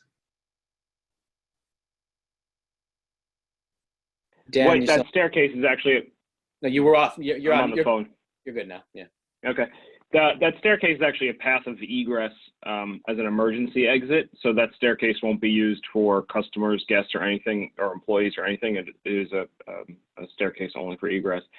Because of the way the building is on a pitch, so this is actually considered first floor, but there is a retail tenant below us on that space. Got it. Understood. So in other words, 33rd Street, the yellow part of the restaurant, that's actually going to be ground level. The plaza's ground level. And then when you come to 10th Avenue, it's actually the second level. You're going to have Whole Foods below you, I believe. No, that's Whole Foods is actually south of us. Below us is a bank. Okay, got it. Okay, I appreciate it. Thank you so much. The bank is street level. Our terrace is elevated off the ground. Any additional questions from committee people? I don't see any hands raised on my chat there. Nellie, anybody from the public on this? No, no one from the public. Do I hear a summary? Frank, do you want to do a summary? Yeah, there actually is no summary. It's the STIP form as proposed without changes. Without changes. Wow. I make a motion. Second. Second that motion. Okay, let's do it. All in favor? Aye. Okay, looks like we got everybody. Okay, again, we're unanimous. And this unanimity came much quicker than the last one. Thank you, Yes, Sidney. small meetings help. Thank you, Sidney, for. Thank you. Thanks for your Thank you patience. very much, everyone. Be safe. you Have all. a good evening. Good luck. Okay, item number 3 on our agenda is 885 10th Avenue. A Chipotle's, 10:45 to 11. 10:45 a.m. to 11 p.m. operation, 7 days a week. Yes, good evening, everyone. Thank you for hanging in there here. My name is Mastin Sansom. I'm an attorney with Shanker, Russo & Clark. I am here, I am joined by Geraldine Maldonado, who's the field leader. And yes, the weights behind me are just for show. So don't ask me to pick them up. But anyway, so I'm here. We're here for an application for, this is just a beer and wine and cider license for Chipotle Mexican Grill at 885 10th Avenue, as was previously stated. The hours of operation are in fact 10:45 a.m. to 11 p.m. throughout the week. There will be 12 tables. 49 seats. Of course, all of that is dependent on the COVID restrictions. This is planned for non-COVID scenario. However, depending on how that shakes out with regard to the COVID guidance and executive orders from the governor, certainly will proceed in accordance with those restrictions whenever things get opened up. And so let's see, what else did I want to mention? There is no outside area, so that shouldn't be too much of an issue, obviously. Recorded music only in the background. And that's pretty much it, just for some basic application items. I'd like to turn it over to Geraldine to speak about her experience in the industry as far as working with establishments that have served alcohol before, as well as some of the security policies that Chipotle does have, that implements in all their locations. Yes. Hello, everyone. Good evening. So, like mentioned, Geraldine Maldonado. I am the field leader or the district manager for Some of the restaurants in Midtown, I currently have 6 restaurants. I have a restaurant in Hell's Kitchen. I have Chelsea West as well, which are what would be considered the closest restaurant to John Jay. I am also an alumni from John Jay College, so I'm extremely excited that we're able to open up a Chipotle very close by. So a little bit about our strict policy when it comes to beer, because that's all we're asking to sell at this location. You know, all of our cashiers that are able to handle cash or sell beer have to be 18 years old. We do have a very strict policy on IDing anyone that looks under the age of 30. We you know, make sure that the team understands that we do want a card at any time that we're selling beer. From my experience in my other restaurants, we don't sell any type of alcohol a lot. Actually, it's very minimal amount of alcohol that we would sell. We would make sales on. So we make sure that we follow very strict policies when it comes to when somebody asks to, hey, you know, I would like a beer or something like that. Another thing is that the beer is to be consumed in the restaurant, right? Because of they're not able to take the beer out. Currently, with our COVID situation, we are only takeout and delivery. So we are actually not serving or allowing purchases of beer. We don't know what's going to happen when the restaurant does open up in September 1st. That's the day that we're planning on opening. But from what it looks like, a lot of our restaurants are going to only be takeout and delivery. So therefore, we're not going to be selling beer at that moment either. But regardless, we do have specific policies that we train our team members and make sure that our managers are adhering to them. Yeah, so we're going to be keeping that restaurant open to 11. Again, that can change due to, you know, currently all my restaurants are closing at 10 because of COVID-19. We want to make sure our team members get home safe since the subways are closing still at 1 a.m. to make sure that they're cleaning, that they're being cleaned. So some of these things can change by the time that we do open our restaurants. We have a amazing CCTV, which I can access at any given point to make sure my restaurants are being, you know, being monitored, and our security policy. When it comes to our delivery, they come overnight. So usually not really overnight. I think the latest a delivery will arrive at our restaurants is about 12 a.m. Usually they come a little bit before that. They have their own keys. They bring in the product. They alarm the restaurant. They close the door, and no one else is going to be in the restaurant. And that's with all of our restaurants in New York City and in other parts of the country. You're not going to see anyone come, you know, 2, 3 o'clock in the morning to do a delivery or anything like that. This is all before 12 a.m. Depending on the volume, of course, of the restaurant. All of our managers have the NYC food handlers. So that's something that, again, when it comes to food and safety, we take a lot of pride in. And yeah, any questions, I can definitely answer them. Well, I have a couple of questions, or I have one general question. Thank you for that presentation. The way I understand it, that there has been, and I don't know if they've been settled, Chipotle was being sued by the city of New York for violation of the Fair Workweek law. I also understand that there's a current OSHA investigation going on and complaints of discrimination. I was just wondering, have these been settled, or are these still ongoing? Do we have any resolution of these? I appreciate if you can answer that. Yeah, you know, if I might jump in on that, you know, I really, as the liquor licensing attorney, I don't have insight into those issues, quite frankly, so I couldn't speak to any of those. I apologize, but really, I don't have any information whatsoever on those issues.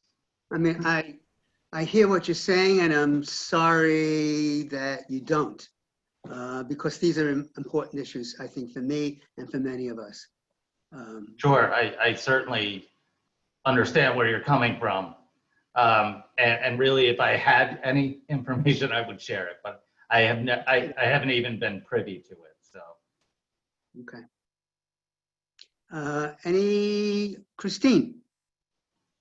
Along the same lines, is this operation, that specific one, a franchise, or is it owned by Chipotle?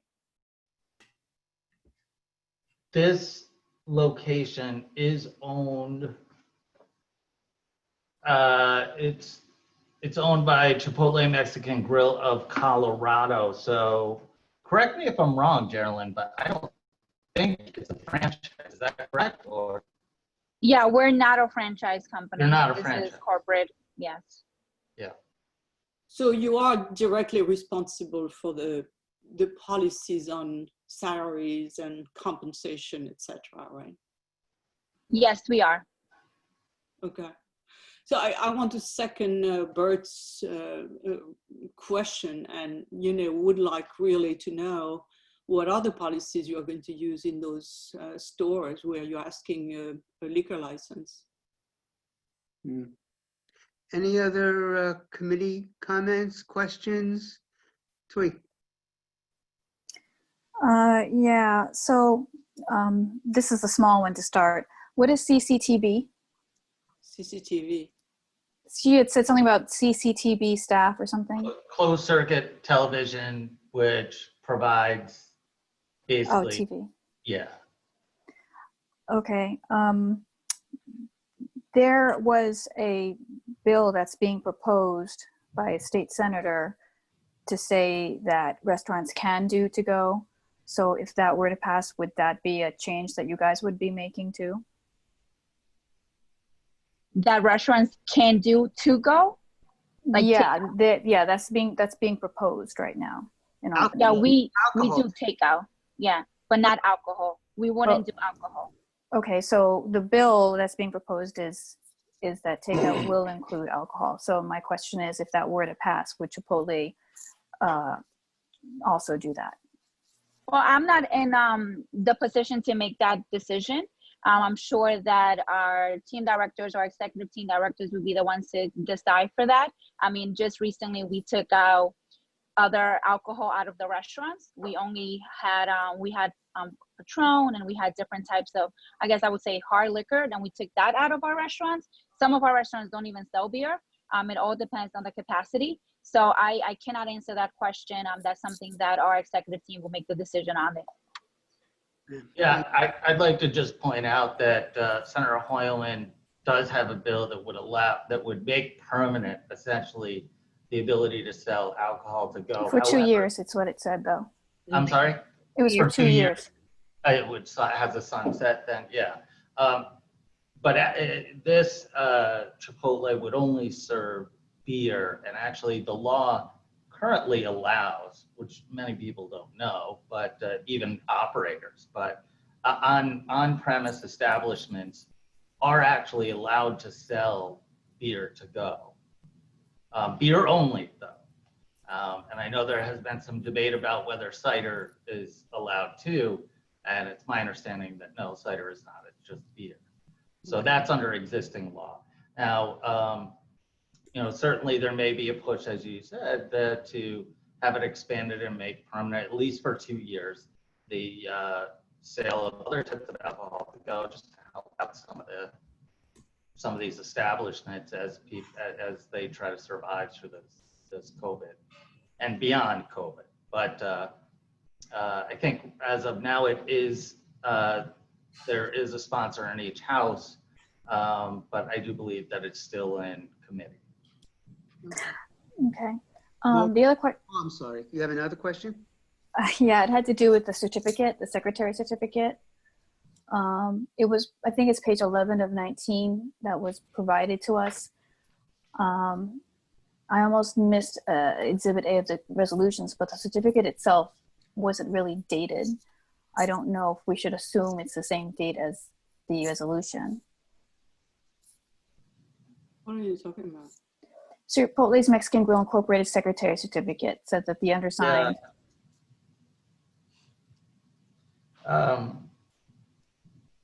Yes, I could get you a copy of one that's dated, but you're right, it's a little light, but it looks like it wasn't ever dated.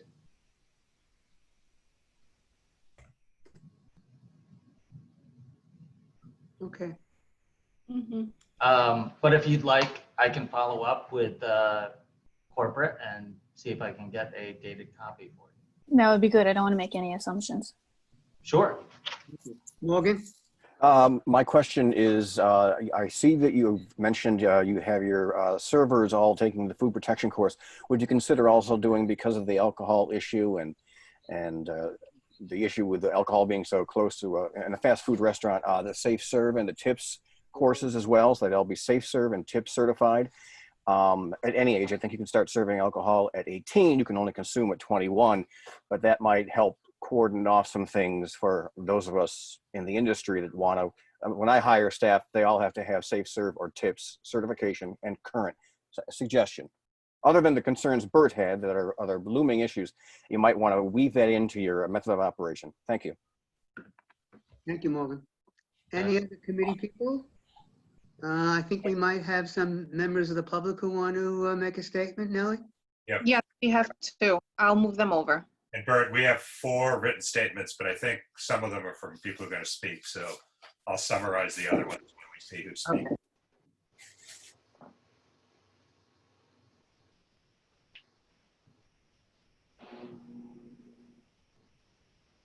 Yeah, Okay. Sean submitted a written statement.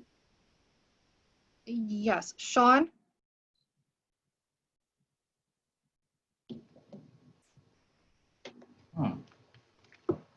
Looks like he's called in. Okay, hold on. He said the 301. Yes, Sean. Okay, Sean? Hold on. Can folks hear me now? Yeah. Great. Should I go ahead then? Yes, go ahead. Okay. So thanks to the committee for allowing me to speak. I know it's late, so I'm going to try and keep this tight. My name is Sean Riley. I'm a researcher for the Surface Employees International Union, Local 32BJ. We're a union of janitors, security officers, airport workers, apartment workers, and many other professions. SEIU 32BJ represents approximately 1 out of every 100 adults in New York City, including 3,300 who either live or work here in Community Board 4. And so the reason I'm speaking tonight is for the last year and a half, we've supported Chipotle workers in New York City struggling to better their working conditions. As is the current topic of discussion, Chipotle is seeking community approval for the liquor license at 885 10th Avenue. For a number of reasons, 32BJ opposes this application. The fast food industry disproportionately serves and employs underage youth. And so a recent study found that 14% of New York City fast food workers are teenagers. Chipotle appears to match these trends. The company targets teenagers with their marketing and was recently found to be the 3rd favorite restaurant brand amongst teenagers. Unlike the rest of the fast food industry, Chipotle sells beer and liquor in various forms in their New York City restaurants, including Patron margaritas and bottles of Corona. And although they hold far more liquor licenses than any other fast food company in New York, over 80 in total, Chipotle's model can operate perfectly fine without alcohol. In New Jersey, just across the Hudson, all of their stores are dry. There's no alcohol sold in any of them. As has been discussed, it's illegal in New York for minors under the age of 18 to serve or handle alcohol. And although Chipotle has testified that no minors serve alcohol at their restaurants, this isn't consistent with what we've heard directly from workers, at least before the pandemic hit. In January of this year, based on information provided to us by Chipotle employees, 32BJ filed complaints with the state liquor authority, alleging that managers at 4 different Chipotle locations in Manhattan knowingly had minors as young as 16 years old mixing drinks, serving beer and liquor at their restaurants. This isn't the only law workers say Chipotle has broken. Workers across the city have reported violations of New York City's paid sick law and fair workweek law, claims which the city has either settled with Chipotle or is still investigating. And last year, we brought these concerns to Community Board 2 in Brooklyn and Community Board 4 in Queens. Both boards recommended against new liquor licenses Chipotle requested in their districts. And so we also have a worker, Teodora, who's going to be speaking tonight, has asked to provide public comment. There are many workers like Teodora who have courageously continued staffing restaurants through the crisis that we're currently in. and who are coming forward to raise additional concerns about whether Chipotle is adequately protecting its workers and the public from COVID-19. I'd also like to add that this has been an issue from the beginning of the company's response to the pandemic. In the first week of March, workers at 5 New York City restaurants went on strike after Chipotle managers pressured workers to work sick with coronavirus symptoms, despite the mounting crisis of the pandemic. Studies have since shown that there were likely already thousands of coronavirus cases in New York City by that point. So for all these reasons, we ask that the Business and Licensing Permits Committee of Community Board 4 oppose Chipotle's application for a liquor license at 885 10th Avenue. Thank you. Sean, just a couple quick follow-up. Has the SLA taken any action on the complaint you filed? We haven't heard anything back from them, so I'm not entirely sure. Okay. And have any new applications come up before Manhattan community boards for Chipotle? I know you have the 2 that were denied.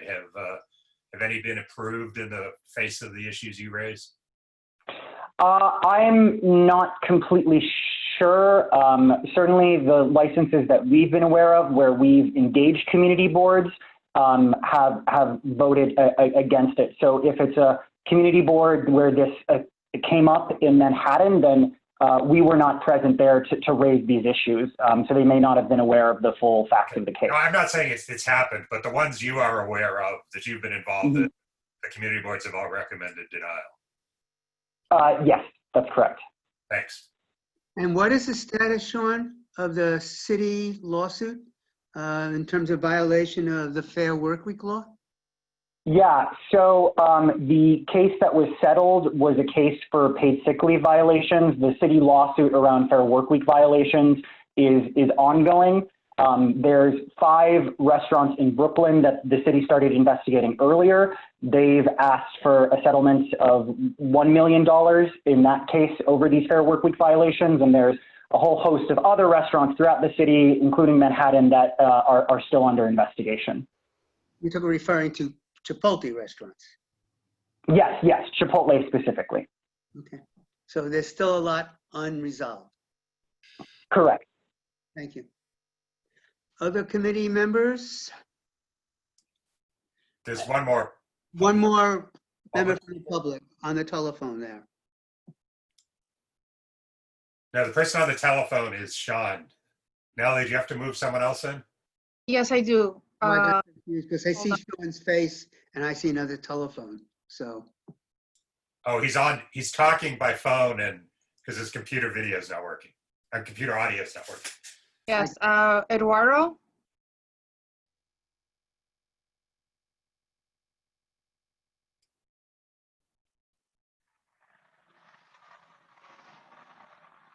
I think Sean has a 301 area code number.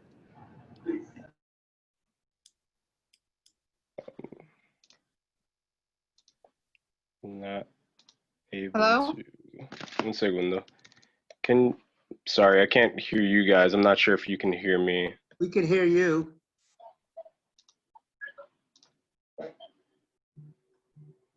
Someone put up 2 thumbs to show that we could hear him.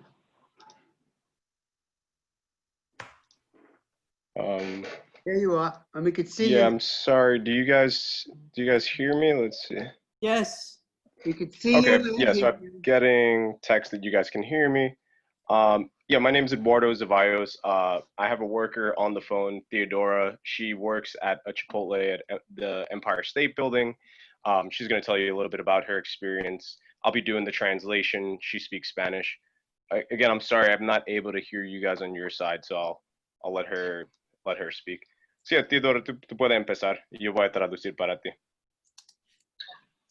Hola, mi nombre es Teodora y trabajo en Chipotle en 350 Fifth Avenue en el Empire State Building. Me gustaría hablar sobre los problemas en la empresa para la que yo trabajo que afectan a los trabajadores y el público.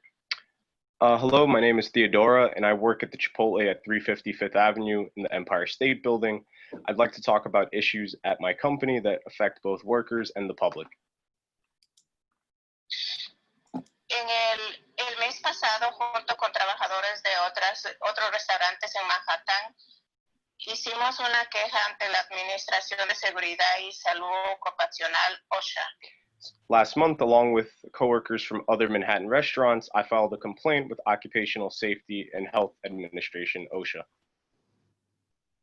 Cuando Nueva York comenzó a cerrar a mediados de marzo, yo estaba de vacaciones y no volví a trabajar hasta el 6 de abril.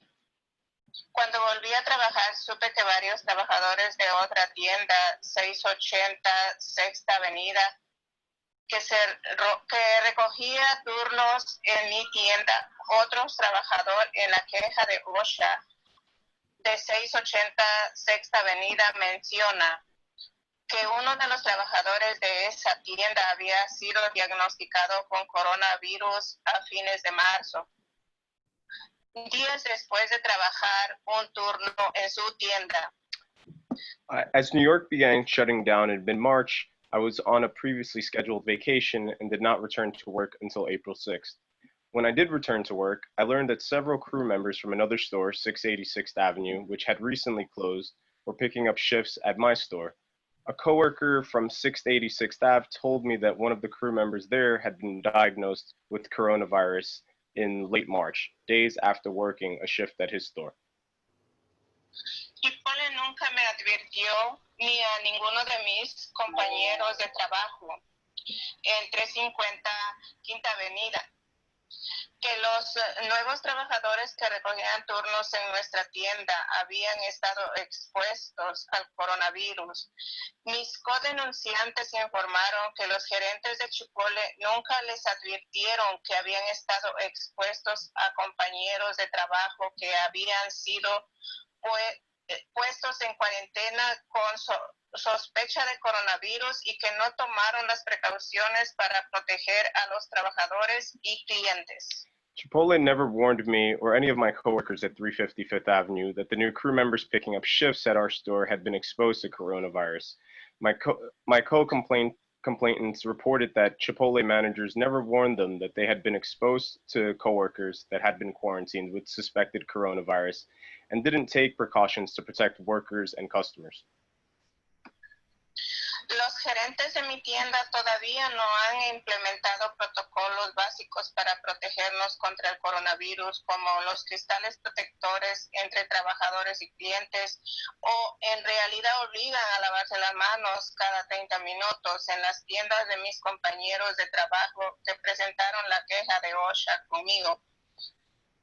Chipotle nuevamente no notificó a los trabajadores que estaban expuestos a casos confirmados o sospechosos de coronavirus, no instalaron cristal protector o implementaron lavado de manos cada media hora. Además, otros trabajadores en la queja de OSHA también informaron que no podían distanciarse socialmente en sus tiendas. Managers at my store still haven't implemented basic protocols to protect against coronavirus, like face-level sneeze guards between workers and customers, or actually enforcing hand washing every 30 minutes. At the stores of my coworkers who filed the OSHA complaint with me, Chipotle again failed to notify workers who were exposed to confirmed or suspected cases of coronavirus, install face-level sneeze guards, or implement hand washing every half an hour. In addition, my co-complainants also reported that they were unable to socially distance at their stores.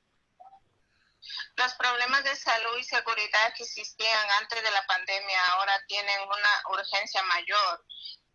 En febrero se publicó un reporte que describe cómo gerentes de Chipotle han presionado a los trabajadores para que trabajen enfermos.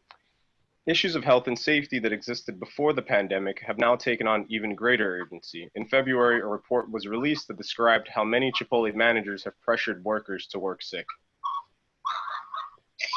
Yo vivo con mis hijos. No puedo imaginar lo horrible que sería enfermarlos si luego transmitiéramos el virus a nuestro vecindario en Corona. Chipotle puede llamar a mí y a mis compañeros de trabajo esenciales, pero sus acciones continúan tratándonos como prescindibles.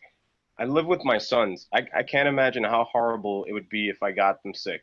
If we then spread the virus further throughout through our neighborhood in Corona. Chipotle may call me and my coworkers essential, but their actions continue to treat us as expendable. Thank you. Eso es todo, ¿sí, Theodora? Sí. Cool. Yeah, that's everything for her. Eso es. Okay. Gracias. Bert, I have, Sorry that I still can't hear you guys. Thank you. Apologize. Thank Bert, you. Gracias. Sabrina had a question. Want to make a comment Let's see. from before. Yeah, I'm not sure exactly. Let me see if I can fix this. Yeah. do you want to ask Eduardo? No, it was nothing to Eduardo. It was just it was a follow up. Those two. Okay, well, why don't you let me read the three other written statements, because they all go to the similar issues. And then we Can I ask a question first, Frank? Yeah. I've had my hand up here. If you guys are looking at the hands. I am. I only see. Oh, now I see you, Michael. What you were up before. Okay, I'm sorry, but forgive me for not having an animated version of myself there. But I might be naive in asking this question of Eduardo, but I assume they're not even taking temperatures of employees as they come to work in the morning. Is that right? I think Eduardo can't hear, so we might have to type it to him in the chat, unless Sean can answer that. She didn't say anything about that. No, I assume that they're not. That's a basic that you'd have to really comply with, I think. Yeah, it just I mean I know you want to. It just troubles me really much that what I've just heard. That's just my comment. I would deny. I would be in denied. You're gonna hear more, which I'll try to go through quickly. We have a statement from Carlos Hernandez. I think he is one of the co-filers with Theodora that you just talked about. I work at Chipotle, 686th Avenue. Last month, along with coworkers from two other Manhattan restaurants, I filed a complaint with OSHA. In late March, one of my coworkers told me she'd been diagnosed with coronavirus. This immediately put me on high alert because I had recently worked with her and our store is too cramped to socially distance.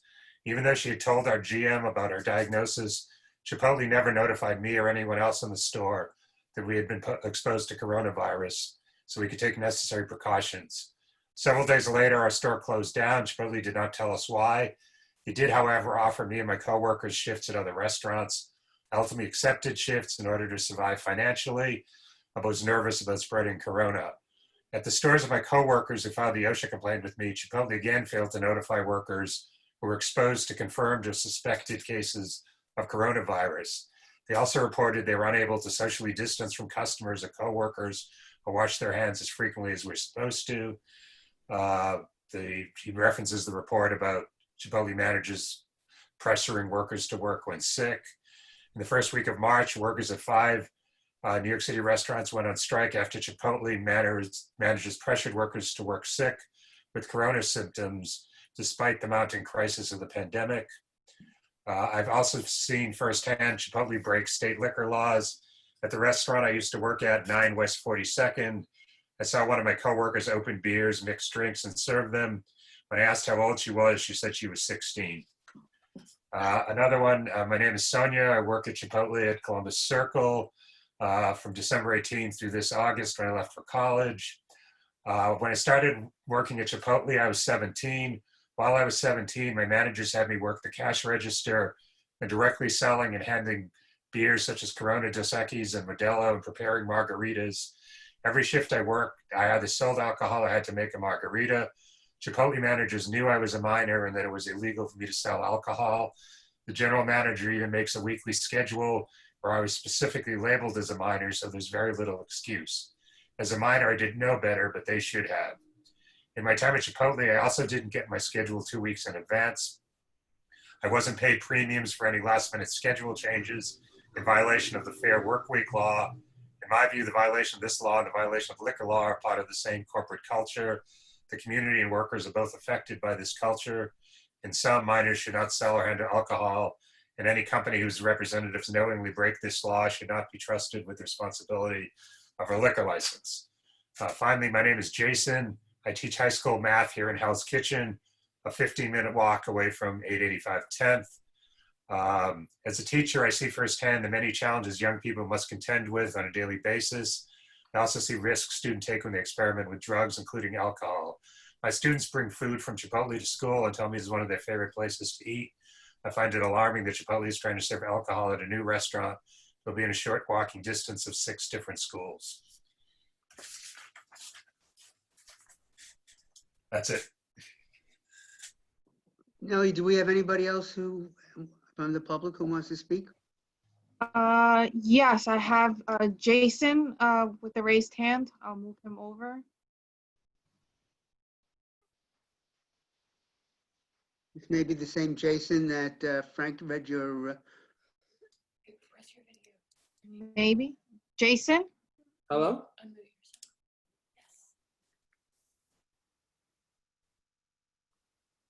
Hi, can you hear me? Yes. Yes. Hi, so yeah, my statement was just read. I just want to say that I'm here and that as a teacher who works in Hell's Kitchen, I'm very concerned. I see all the time the incredible challenges that young people have to struggle and face every day. And I just want to affirm that I think it's alarming and it should be great cause of concern for all of us. The idea of young people selling alcohol at the register and also potentially receiving alcohol at the register. But since my statement was already read, that's good enough for me unless anyone has any specific. Jason, I did not know we had more public speakers. That's okay. As long as the statement is heard. Thank you. It was an eloquent statement, Jason. Thank you.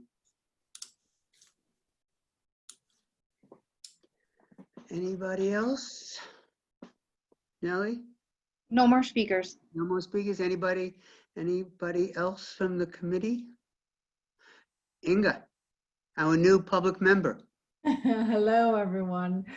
I just, on moral grounds alone, whether it be legal or not, I cannot support this applicant.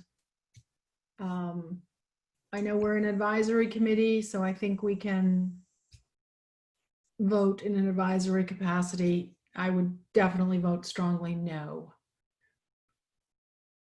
If I may just jump in quickly and say, it sounds like there are, people definitely have some very, very serious concerns, obviously, with many respects. Sounds mostly related to labor type issues, health and safety, things like that. All those things, I think they're all doing the right thing and going to the appropriate bodies for investigation and and adjudication if it gets that far, or some sort of way to resolve those issues. And I think whether it's OSHA or something like that, I think that's the appropriate venue for that. I don't think that commingling those issues too much with authorizing the sale of beer at these locations is, I think it crosses certain lines. I understand that there were also allegations made of people that aren't of age to be selling, whether they're 16. I know there was a mention of a minor. Well, I suppose you're not a minor if you're 18, so that would apply. But again, there's a venue for, complaints that are made to the New York State Liquor Authority. That's where it should go. And they have a number of investigators, and they can investigate, and they have the power not only to sanction this license should it be approved, but it can impact all the other licenses that they have in the state. So it's really important for them to abide by the state liquor laws, the alcoholic beverage control law, as it relates to this particular approval to sell beer. Because as I said, it won't just impact them at this store. The SLA could revoke all of their licenses. And what they're trying to do here, what the applicant's trying to do is really, it's obviously not a bar. you can buy beer and wine, or well, wine products at most any corner store that minors go into all the time, and it's not, you know, rampant underage sales at those locations. And if it is, they're shut down by the state liquor authority. So this is really, they're just trying to add a different customer experience, add a complementary beverage that supports the customer experience, so they can kind of really differentiate themselves from other you know, food service establishments of a similar type. But it's really not, you know, the last thing they're going to want to do is sell to underage people. Okay, we have 3 committee members that I see want to speak in this order: Rob, Christine, and then Inga. Hey, this is Rob. I'm sort of kind of torn. I was very much moved by the testimony that was given, but is it within this committee's purview to deny a liquor license based upon work-related issues? I just want a rhetorical question, throw that out there. Christine? So just like Inga said, it's in this committee purview to represent the interests of our community. Generally, when people want to have a liquor license, not in wine and beer, but generally they have to show that it is in the interest of the community.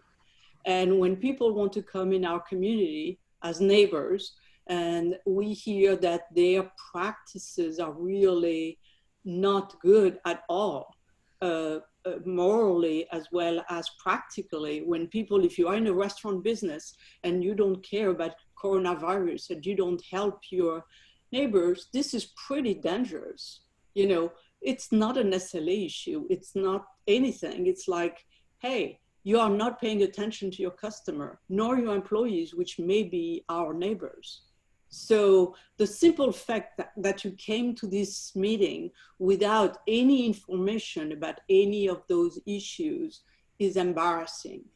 You are tone deaf. You are coming to a community and say, I'm going to bring something here. And guess what? That thing is dangerous, and it's not safe, and it's not healthy. And it's violating a bunch of laws. And, you know, we want, so you generally speaking at Chipotle should take that message back. And even if it's irrelevant, I think on the moral ground only, I agree with Inga, we should stand and say, no way, and send all the testimonies up and say, look, why don't you go sue them even more than they are being sued right now? Inga? Two things. We have, sorry, committee person. Excuse me. One other thing I would add that I just heard was that we should put in our denial letter, if the committee agrees, that we should wait to approve any liquor license for Chipotle pending these allegations and lawsuits and outcomes. We were just given a lot of information that we can use in our letter. Yeah, we should definitely, I mean, that's a definite reason to wait. I mean, we should add that in our letter, that we should make a decision based on these allegations, because they're obviously not a good supervisory employer. I do want to add, is it okay? It's me, Geraldine. Is it okay? I'll hear from the applicant, and then I think we're gonna have a resolution. Well, I just wanted to put out some more facts. This also isn't new to anyone who's been paying attention to the community board or the community. The same issues were raised before Community Board 4 in November, and at that time, Senator Hoylman sent a letter to the SLA urging the SLA not to renew any Chipotle licenses because of these issues. So it's not like they came to the fore for the first time tonight. Okay. Ms. Maldonado? Yes, my only, you know, I do understand the, I'm not sure her name, Theodora, the stuff that she feels, and it's disappointing. I cannot speak for her restaurant, as I am not the supervisor or the field leader of that area. We do have over 200 restaurants in New York City, the Bronx, Brooklyn, Queens, you know, Long Island, Staten Island as well, all together. And we do practice a lot of health and safety. I mean, no one can work in our restaurants unless they're wellness checked. We do have, every 30 minutes we have to hand wash our hands. We do provide our employees, every single one, anyone that comes in that has to work or access the back of the house. They do have to wear masks. We do pay our employees their sick time. And I understand these concerns that have been brought up. These are things that we are working through. I have heard of some of this. Haven't been preview because it hasn't happened in any of the restaurants I've covered. But the company is working on that. And just to assure you guys, we do take health and safety extremely critical in Chipotle. I mean, prior to COVID-19, we were one of the only restaurants that had hand sanitizer. We were one of the only restaurants that had a lot of different practices to make sure of the safety and well-being of not only our employees, but also our guests. So these things that were brought up are things that are coming. That is, not sure if it's true or not true. This is somebody's position and perspective, but we do have close to 200 restaurants in NYC. And, based on 4 different experiences from 4 different people, it doesn't make up the other 200 restaurants. That's all I have to say. I appreciate your answer. And there are outstanding legal issues that have not yet been resolved. And I would feel uncomfortable to vote for approval, a recommendation for approval, without knowing what the outcomes are. And we don't have that yet. So I don't want to go ahead. Wendy. I'd like to make a motion about what Bert said. Just hold on a second, Rob, please, because Wendy wants to speak and Twee, and then I'll take a motion, Rob. I think you guys have all really said it. The only other point I would just reiterate is that, ultimately we're making a recommendation and we try to recommend businesses that would have a liquor license that would be a complement to the community. So it's less about making a recommendation as to even just waiting for the outcome of these lawsuits. It is clear from kind of the behavior of the corporation as a whole right now that they just would not be a trusted member of the community, and I don't think we could trust them to have a liquor license at this point. Additionally, it's not part and parcel to the operation. So this is not a restaurant that is going to go under by not having a liquor license, as shown by even just New Jersey and the fact that those are all dry locations. Okay, Twee, and then Rob. Just to respond to Ms. Maldonado, I hear what you're saying in terms of the policies that they have in place, but what we heard today was that it wasn't put into practice. If other locations have a CCTV, I think that they should be used to actually not only monitor, but maybe need to take action. And what I didn't hear today was that there was any acknowledgement as to the locations that were cited from these letters, that any investigations might go forward. Even if they are only 4, it's going to be representative of people who have not spoken up. Thank you. Rob?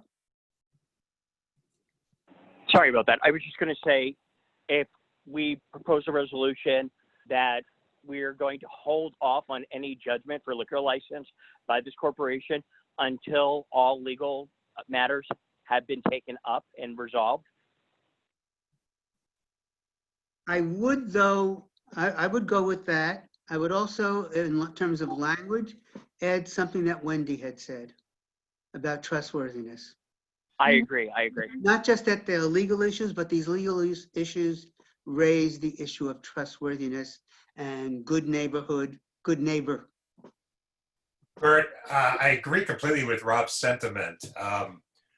Just a little worried knowing what we know about the SLA and doing things one at a time and stuff and not announcing policies. Would we be better to write to Chipotle telling them that, and then with the SLA just dealing with this this application and maybe working in saying, and we would have similar concerns with any subsequent applications, something lighter than that. We would have similar concerns with any similar applications from Chipotle until the legal issues are resolved, something like that. Are you suggesting we both approve a resolution going to Chipotle and one going to SLA? Yeah, well, my concern is taking a hard line with the SLA, saying we won't approve any Chipotle licenses. I think that's strategically bad. I think we can recommend denial of this one and say our concerns would go to future licenses. And if you think that's not strong enough, we could send a stronger letter directly to Chipotle. Yeah. I think so. I agree. Idea. It achieves the same purpose. It's just who is going to receive the statement. I agree with Frank too. Okay. So does anyone want to put that into a resolution? Inga? I make a motion to write 2 letters, as Frank stated, and then one directly to Chipotle. Okay, is there a second? Can I just ask a question before you vote? I'm sorry. Well, question and one comment. I just want to point out that it seems like people have gone back and forth with saying that the company is untrustworthy, a bad neighbor, things like that. These things are still being adjudicated. You know, we're all quite familiar with the not guilty or innocent until proven guilty type of thing. These things are still going through and being investigated. So I think there needs to be a little sensitivity to that. But also, I'm just wondering if it's the policy of this board or this committee that if and when any other, with regard to any permit that you review, if there are ancillary issues, whether they're labor issues, health issues, or whatever issues that are not specifically totally germane to the license at hand, is it your policy to not approve of licenses? Or is it, in this case, you're kind of, because of the nature and because of the representatives that spoke here today, that this is how you feel? No, it's either complements or doesn't complement the neighborhood. They're either a good neighbor, a good fit, or possibly not. Got it. And there are legal issues here. If it was a legal issue about polluting the water, if there's something wrong that in terms of their physical building, we would also have questions and doubts. Got it. So I'm not saying we have a policy, but I think we do have a right, if there are any legal issues involved with a applicant, we can question that. Got it. These legal issues happen to do with worker health and safety and rights. But there are other kinds of legal issues as well. And possibly customer health as well. And customer health as well. Thank you, Morgan. Thank you, Christine. Yeah. Did we vote? Yes. All those in favor? Yes. Opposed? Aye. Abstaining, present, not eligible. We have another unanimous vote. Okay. Okay. Thank you for your time, everyone. On that issue, we have one more agenda item, though. Okay, this is. Thank you very much, everyone, for your time. Thank you. Stay safe. Good night, guys. Thank you. Thanks. Good night. We have a representative. Oh, there he is. Kendall. Kendall Hello. Jensen from Senator Brad Hoylman's office. I'm having an echo. Yeah. We need to mute.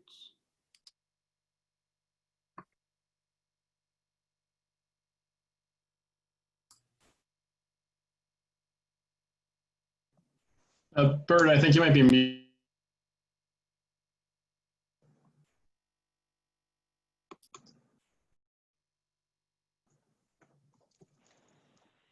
Maybe if they put headphones on instead of using the mic of the computer. Who is speaking? Rob, why don't you try muting your phone? No, my phone's on mute.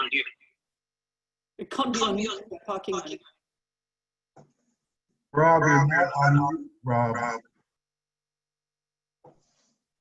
Now it is. How's that? All right, great. Sorry, Bert, I didn't mean to cut you off. Were you going to give some sort of introduction, or should I go ahead? Go right ahead. You can identify yourself. Excellent. So thank you so much, everybody, for having me on. I'm mindful of the time, so I'll keep my remarks short. But I'm Senator Hoylman's legislative director, and my name is Kendall Jacobson. And I just wanted to come on. The senator wanted me to come on and talk a little bit about a proposal that we made a couple weeks ago. We've been proposing legislation in the wake of the pandemic to help those that are affected by the pandemic and try and provide some relief to businesses that are struggling in our district and across New York. We recently had 5 bills pass both houses of the legislature. I'm sure you've seen the work we did today on combating police brutality and racism, but we also passed some bills last week that had to deal with, 2 weeks ago, that had to deal with response to the pandemic. So one of the bills actually that we, as an aside, that we just got passed into law, the governor recently signed, was a bill cracking down on price gouging of medical supplies. So we're pleased about that. Specifically on bars and restaurants, we wanted to do something to help folks, both the bar and restaurant owners and the employees of those bars and restaurants that are really struggling right now. Obviously, we've seen, according to OMB, 90% decline in revenues, after the pandemic and the associated restrictions of the New York on pause order.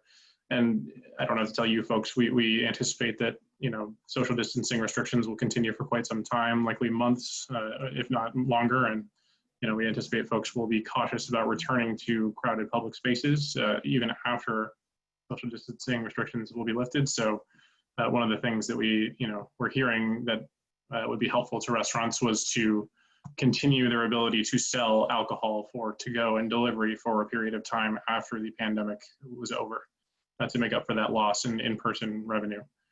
So we introduced a bill a few weeks ago. It's S8392. I think you should have the link in the descriptions, but I'm happy to put that in the chat as well later if you want to review the full text. Essentially what it does is it's a continuation of the governor's current executive order allowing businesses to sell for off-premises consumption with significant additional requirements for community input. So what we did is require the SLA to regularly conduct outreach to community boards and municipalities to solicit comment and prepare a report within 6 months on the implementation of the law. So they would regularly have to reach out to you folks to ask how things are going in the community and what the impact of the law has been. The SLA would also have to hold at least 3 public hearings statewide to solicit input in a period between 4 and 2 months before the law is set to sunset, which would, I'm sorry, I don't know if I mentioned, that would be 2 years after the expiration of the state of emergency order, which is currently set for September 7th. The SLA can also hold hearings to revoke to-go and delivery privileges for folks who are bad actors who are causing some issues. They must give notice to community boards and municipalities before 15 days before those hearings are set to take place, and community boards and municipalities would be given an opportunity to weigh in during those hearings on either for or against allowing the licensee to continue to sell for off-premises consumption. The bill does not allow drinking in public. It would not do anything to alleviate or invalidate our open container laws. People would still be required to comply with them. And essentially the way it works would be the same way it works now, where licensees would be able to sell for off-premises consumption any beverages they're currently permitted to sell for on-premises consumption pursuant to their current license. That's what it does in a nutshell. I'm happy to answer further questions about it, but I do also just want to say that by no means do we consider this bill a finished product. It's a proposal to help folks who are struggling right now, but we are very interested in community input here. We're soliciting that from all of our community boards in our district and elsewhere at the moment. And I'm happy to answer any questions you may have. Okay, thanks, Kendall. And sorry we were so wrong about the estimated start time on this issue, but I see you joined us at 6:30, so you wanted to be here from the beginning anyway. Yeah, that's okay. We have a Hoylman book club going, so I was able to. Yeah, we got one community comment from Bob Benfato of the Hudson Yards Hell's Kitchen Alliance. He's also the former district manager of CB4.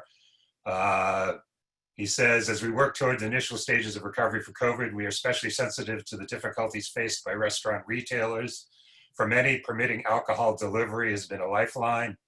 We believe that as we transition to a more open city, businesses will need additional assistance. Allowing for the delivery of alcohol to continue would be one of many elements for system of small business support.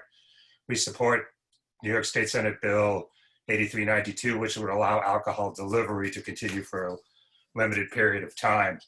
That letter to me seems very carefully worded to talk only about delivery. And I guess I suggest we maybe divide the discussion up the same way, because I personally don't have any concerns about the delivery portion being extended, but I have a lot of concerns about the to-go part. So does anyone have any issues or what are people's views on the allowing the continuation of delivery? I have no problem with delivery. I do have a problem with it to go. On a theoretical level, I have no problem with it to go. But the way I've seen it operating recently, it's a mess. And it's more than a mess.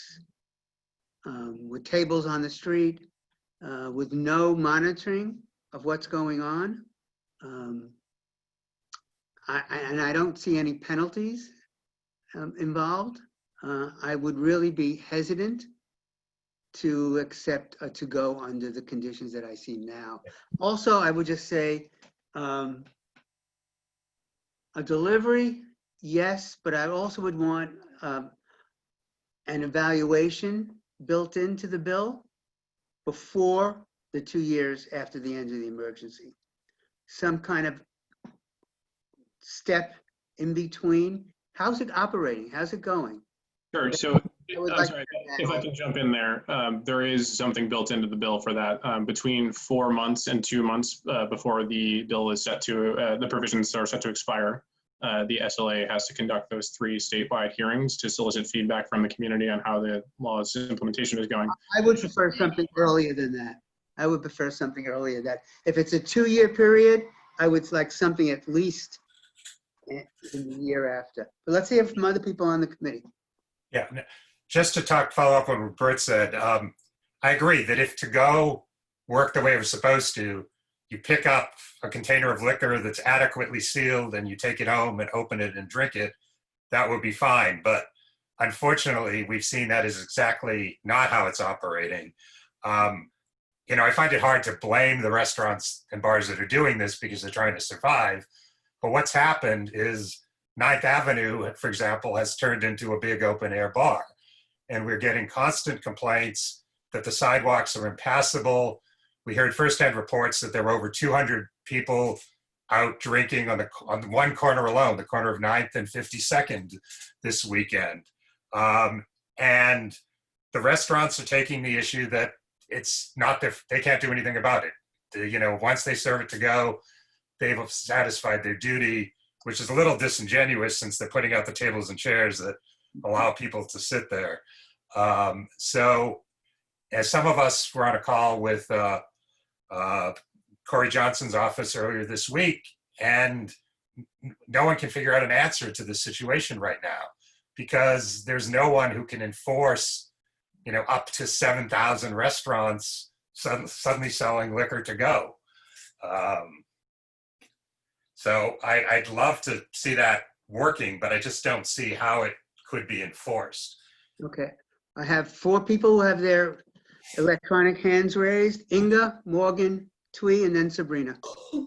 I'm going to just reiterate what's already been said. I just don't see how you can enforce the to-go because streets are turning into big, huge street festival, block party, concert type areas, and it's only going to get worse in July and August for people who can't leave the city or aren't leaving the city, or people who come into the city because now it's a free-for-all. I think the delivery thing is fine, but unless you can enforce the open container law, which I don't see how you can with that.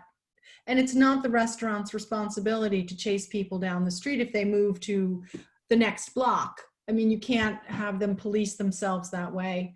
And then, as Bert said, there has to be an opt-out. If you have a 10-year lease, you have a 5-year opt-out clause as when it's reviewed, and do you want to opt out of this? I think 2 years is too long, and I just don't see how it can be policed. It's not enforceable.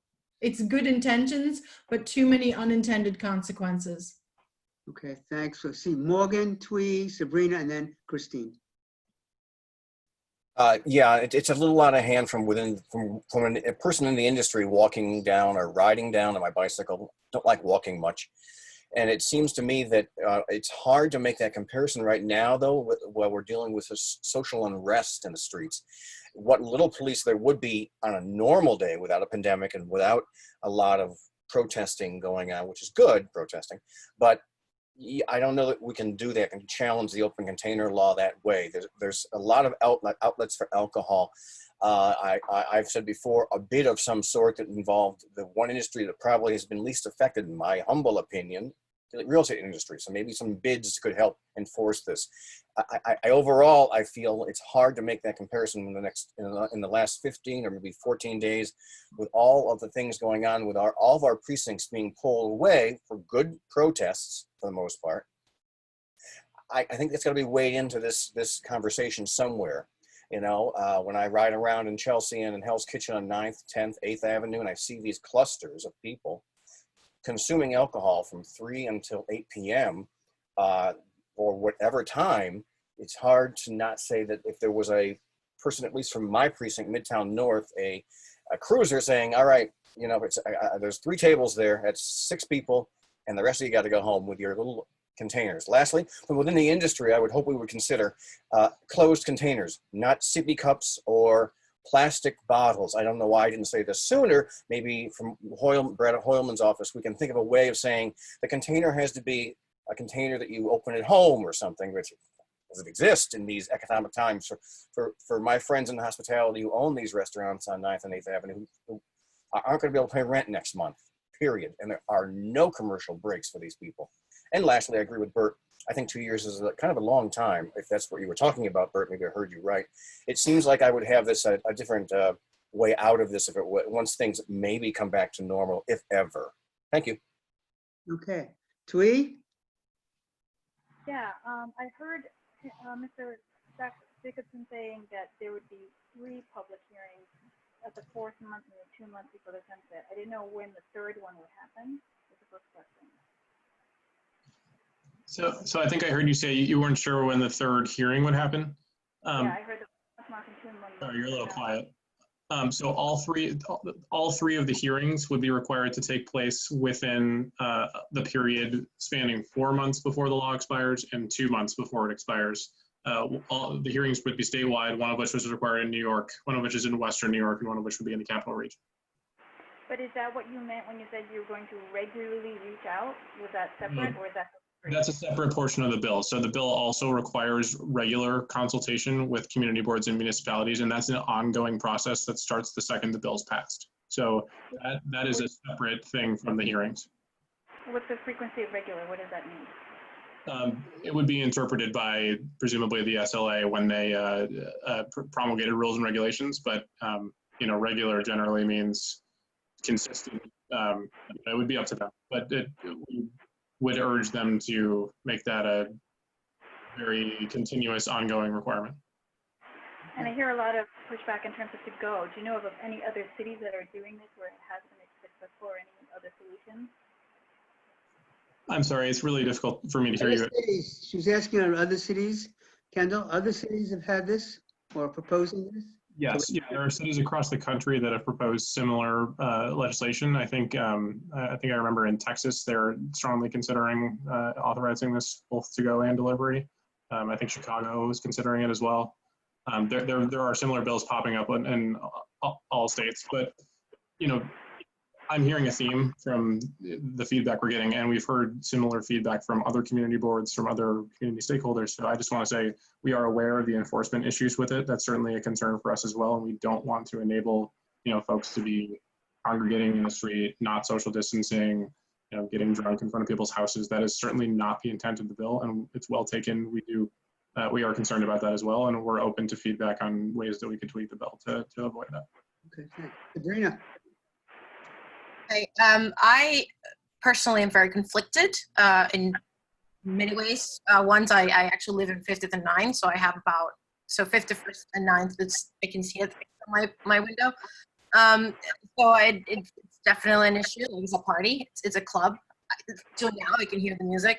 But I also think about, like, more, on the side of the business, like, listen, what can we do to make sure that they have business in 2 to 3 months or in a year from now? I also see it in the perspective of us as a community, as having a safe break of being in month for 4 months, 3 months of being inside, some of us who were sick. So it's just, it seemed to me that the chances of getting sick are less likely, just because you're outside, you're not touching anything, and if you're wearing a mask.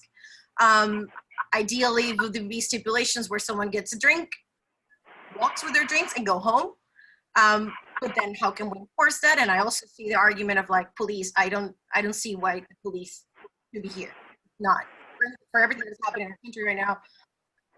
The police should not have any say in this. I also see, like, well, can we, I know that other countries are doing different things. I can tell you about Spain, for example. They are, it's not drinking outside, but in plazas or terrazas where they're drinking, they have an hour to stay. So I don't know if something like this could be stipulated, or how can you handle it? Like, someone can just, stay there, have their drink, and go, or stay there for 5 minutes, 10 minutes while they do the transaction. I don't know. I don't really have, like I said, I'm very conflicted. I feel very passionate about this because of the 3 components, the business perspective, the individual perspective, and also, like, obviously the safety perspective, right? I don't have the answers, but I think what do we then say? Like, we just really completely ban the bill, and then the restaurants cannot sell alcohol for takeout and delivery anymore?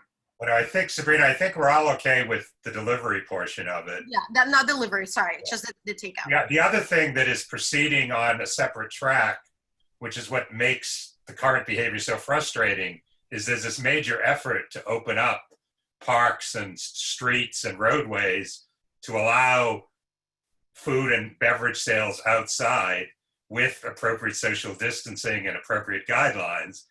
And that's all being worked out. But, this sort of behavior just got ahead of that and is arguably torpedoing the Open Streets initiative, because people are going to be concerned that it's just going to continue this unregulated behavior. Kendall, a couple things that occurred to me, I don't know what, Christine, I jumped ahead of you, I'm sorry. Yeah, Christine is on the line there. You're on mute, Christine. Christine, you're muted. Mute. Yeah, a lot of concerns. I mean, I think the delivery part is fine. I think even the delivery part, the portion of the bill which relates to delivery with an approved, SLA approved delivery person is too much. It's too constraining, Should be anybody who is on a bike with a delivery, which is delivering food and alcohol, should be able to go and deliver. I think we don't have to have the SLA certify what deliveries could be. So I think it could be much more flexible there. As far as the takeout, I mean, the reality is that the cat is out of the bag. People are not distancing. They are drinking on site. The pedestrian cannot walk safely through the sidewalk. Not safely just because there is no distancing and people don't have their mask, by the way. And I don't see that changing at all. There is no reason why that would change. The businesses, they would want to make more money, and I understand that. They don't want to spend money on security people because they don't have the money. So I totally understand that. And they don't feel this is their job to manage the sidewalk And we know that. We have known that forever. And I don't think, so unfortunately, I think the only way to clearly contain that situation from a health standpoint, from a safety standpoint, is to remove the open, the container and the takeout portion of the bill.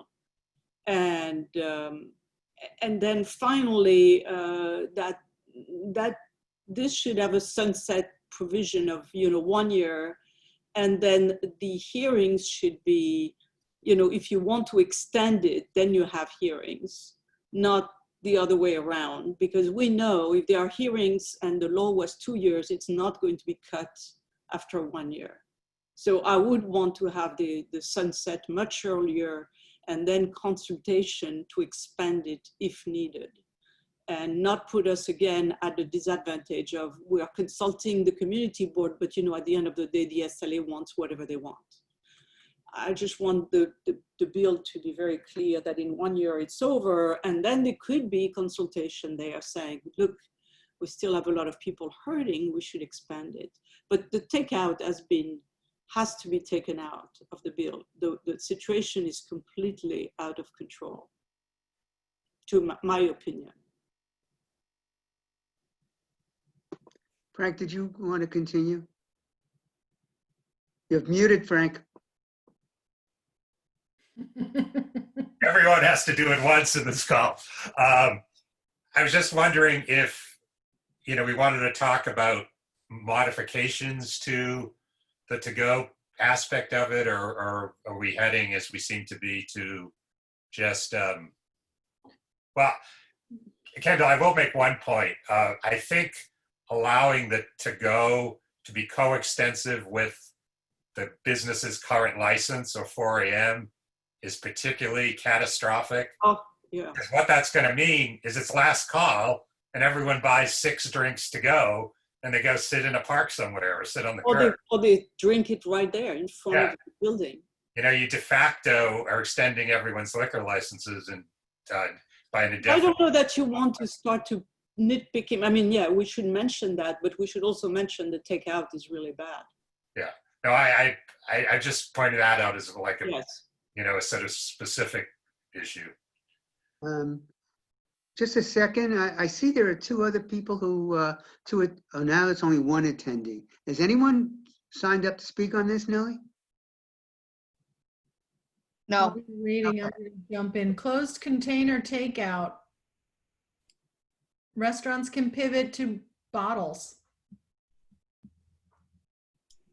Yeah, but if you have a bottle and you can unscrew it and drink it right in front of the building. You get that at the deli around the corner. So closed container kind of stops you or halts you from opening it, because you go to the deli and you don't open it on the street. I think closed containers are a safer way, because it's just like any corner deli.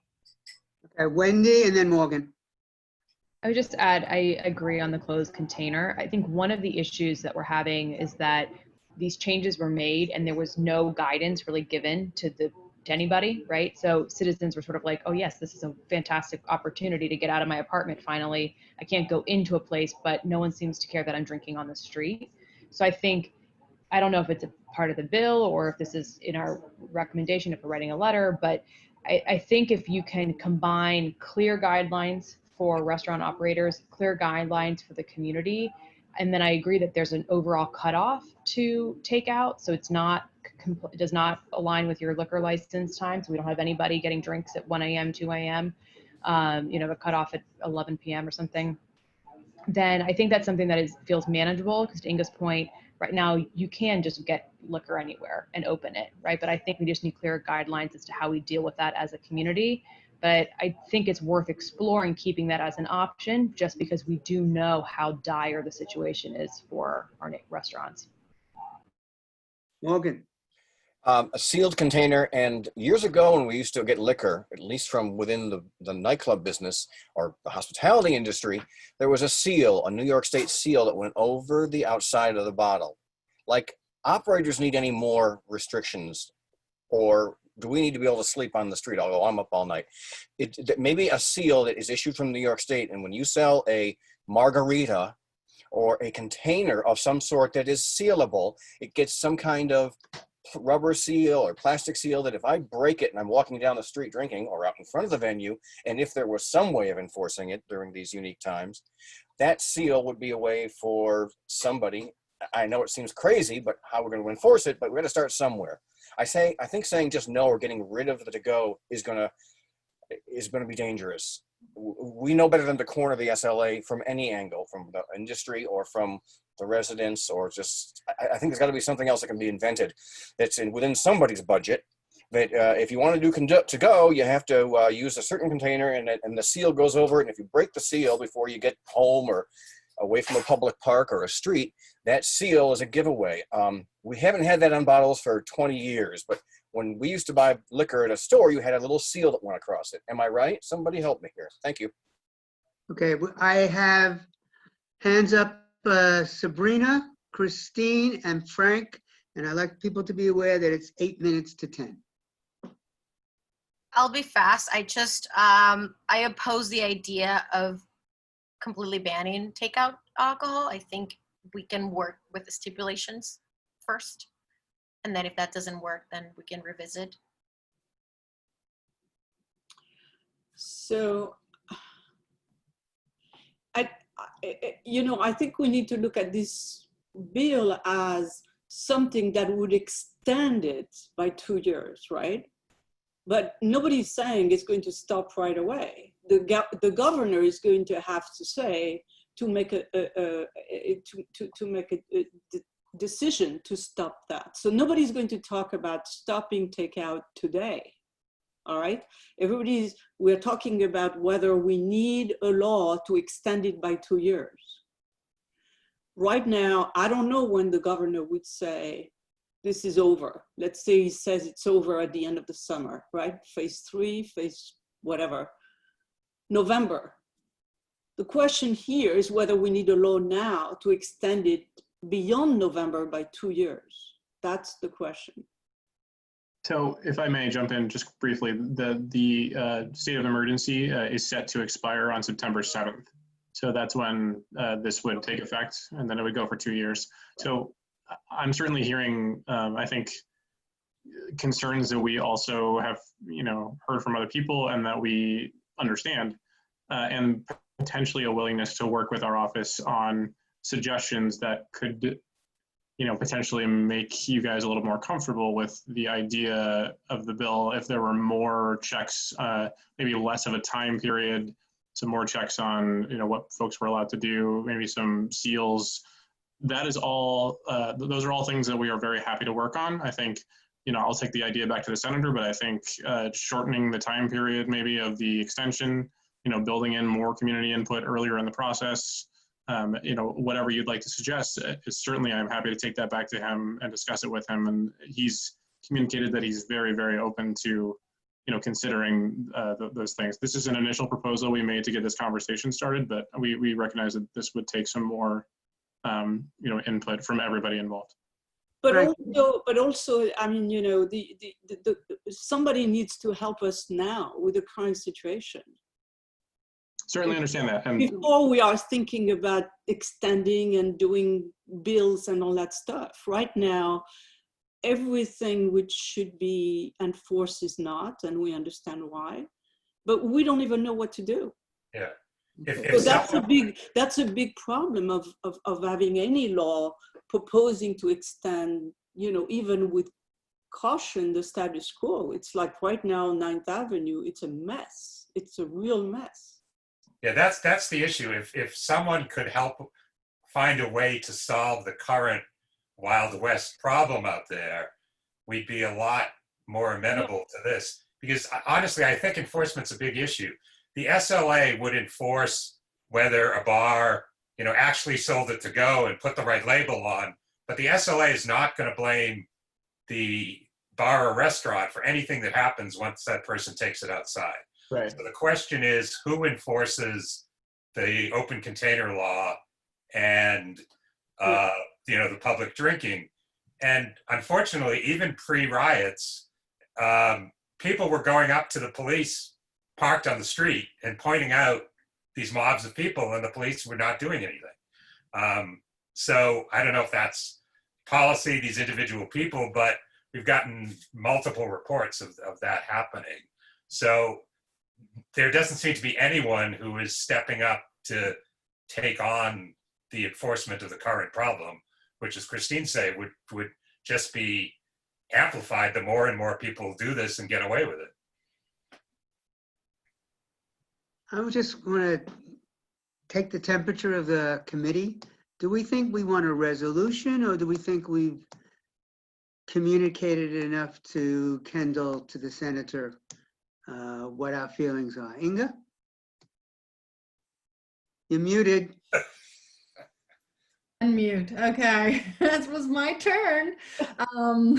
I think Kendall gets it. I don't know that we need to write down everything that we've discussed. I think he gets it. I think he's listening, and I think we've all pretty much said the same thing. It's the unintended consequences they have to watch out for. Bert, I'm trying to remember though, when Lowell asked us to address this, was he expecting a letter to come out to go to the full board? I didn't get any sense of one way or the other. Well, if we have to write a letter, I mean, we seem to be somewhat divided on whether we are, against to go completely, or, have some ideas. I mean, who would be against the to-go part of this, unless some magic enforcement remedy comes up? Wait, say that again? What? Say that again? I said, who would be opposed to extending the to-go provisions unless there is some, massive enforcement improvement over the next few weeks? I would. I am too. Yeah. No, I'm just, maybe it's too late and I haven't eaten yet. Okay. I'm not following what you're saying. Okay. Is there anyone? I'm opposed. Let's ask it in the affirmative. Who would be comfortable with extending the to-go provisions with some kind of limitations? I'd be okay with that if there were. With limitations, yeah. With limitations. Closed container. So it sounds like it's going to be hard to write a letter from this committee. But I think, Kendall, you're coming away with, the committee has so many different opinions and perspectives. We probably reflect the wider universe of community board. Yep, absolutely. And I just dropped my email and our general inbox in the chat. If you folks want to send me suggestions, I'm happy to take those back to Brad and talk about them. If you want to get together yourselves and come up with maybe, some limitations that you all agree on, we're happy to take those under consideration. Certainly want to take those to heart. So, I'm actually pretty impressed. I think this has been significantly less hardline than some of the other folks that we've talked to. I was expecting to get raked over the coals a bit more, so thank you for that. But Kendall, get us some solution to what's going on now, and we'll be fine. Well, we just solved police brutality and racism, so I'll work on that next. So this should be a piece of cake. No, but we don't have to propose extension of problems we have, I mean, it's a bill which is essentially extending a problem we now experience. So I think it's unwise to fix. I mean, we need to fix this problem first before we extend anything. Christine, if I may to that as well, I don't anticipate, look, things could change, but I don't anticipate that the legislature will be coming back into session for the next few weeks. I think we certainly don't intend to rush this through immediately, and certainly point well taken that there's a situation that you're dealing with right now that demands attention that I'm happy to discuss with the senator. And then in the future, after that's dealt with, if there's able to be a set of principles that you all agree on, I think that'd be helpful for us to know. Okay. Hey, just one more point on enforcement. Yeah, the way the law is now, if you're caught with an open container, it's a $25 fine. It's a ticket. You do it by mail, call it in, whatever. It's not a big deterrent. It's not like the old days, you know, where you have to go to court or something. So I think if somebody wants to go out, go to these takeaways, they're doing it for socializing, not necessarily for the booze, right? People want to get out there and meet people and congregate. And $25 fine is not going to stop them, you know? Right. The urge is just too great, you know? That's where we are, so. What we might want to do, Frank, rather than a resolution, a motion, is maybe just do an informative report to the full board, that these are the issues that were raised, and the concerns by the committee, and communicated them to the senator's office. That's a good idea. That'd be just like an internal. So we could have something on the record, something printed, that these are the concerns we have. Not that we're in favor of the bill or against the bill. Right. These are the concerns we have. We would like them to be addressed in a revised bill. Possible solutions. Yes. We Yeah, love just this. a memo to the board from the committee. Exactly. Yes, that's right. Okay, Bert, I'll take a shot at that if you don't mind doing the Chipotle letters. I'd love to do the Chipotle letters. I think you would. That's why I split it up that way. Okay. And if people on the committee, after you get some dinner and sleep, have any affirmative suggestions for specific improvements, just shoot them to me and shoot them to Bert and me by email. Not the whole committee, because that would turn it into a de facto meeting, but you can send them to Bert or me. Right. Okay, everybody, I think we are DONE done, finished. Thanks, everybody. Welcome, Twee. I mean, that was sort of a good initiation. We had a really hard one and a really easy one back to back. It's only 10 o'clock. This is nothing. Right. It was only 4 agenda items. We've gone to midnight before. Yeah. We've been kicked out of places. We've been asked to leave. Get out. Right. Get Well, out. we met Get once out the sidewalk. rid of us. Yeah. Okay. On to Bye, 51st everybody. tonight. Thank you, Lily. Tonight, Good day, everybody. Both of you adjourned. Good night, Thank you, everyone. Kendall. Thank you all. Bye. Thanks, Kendall. Thank you.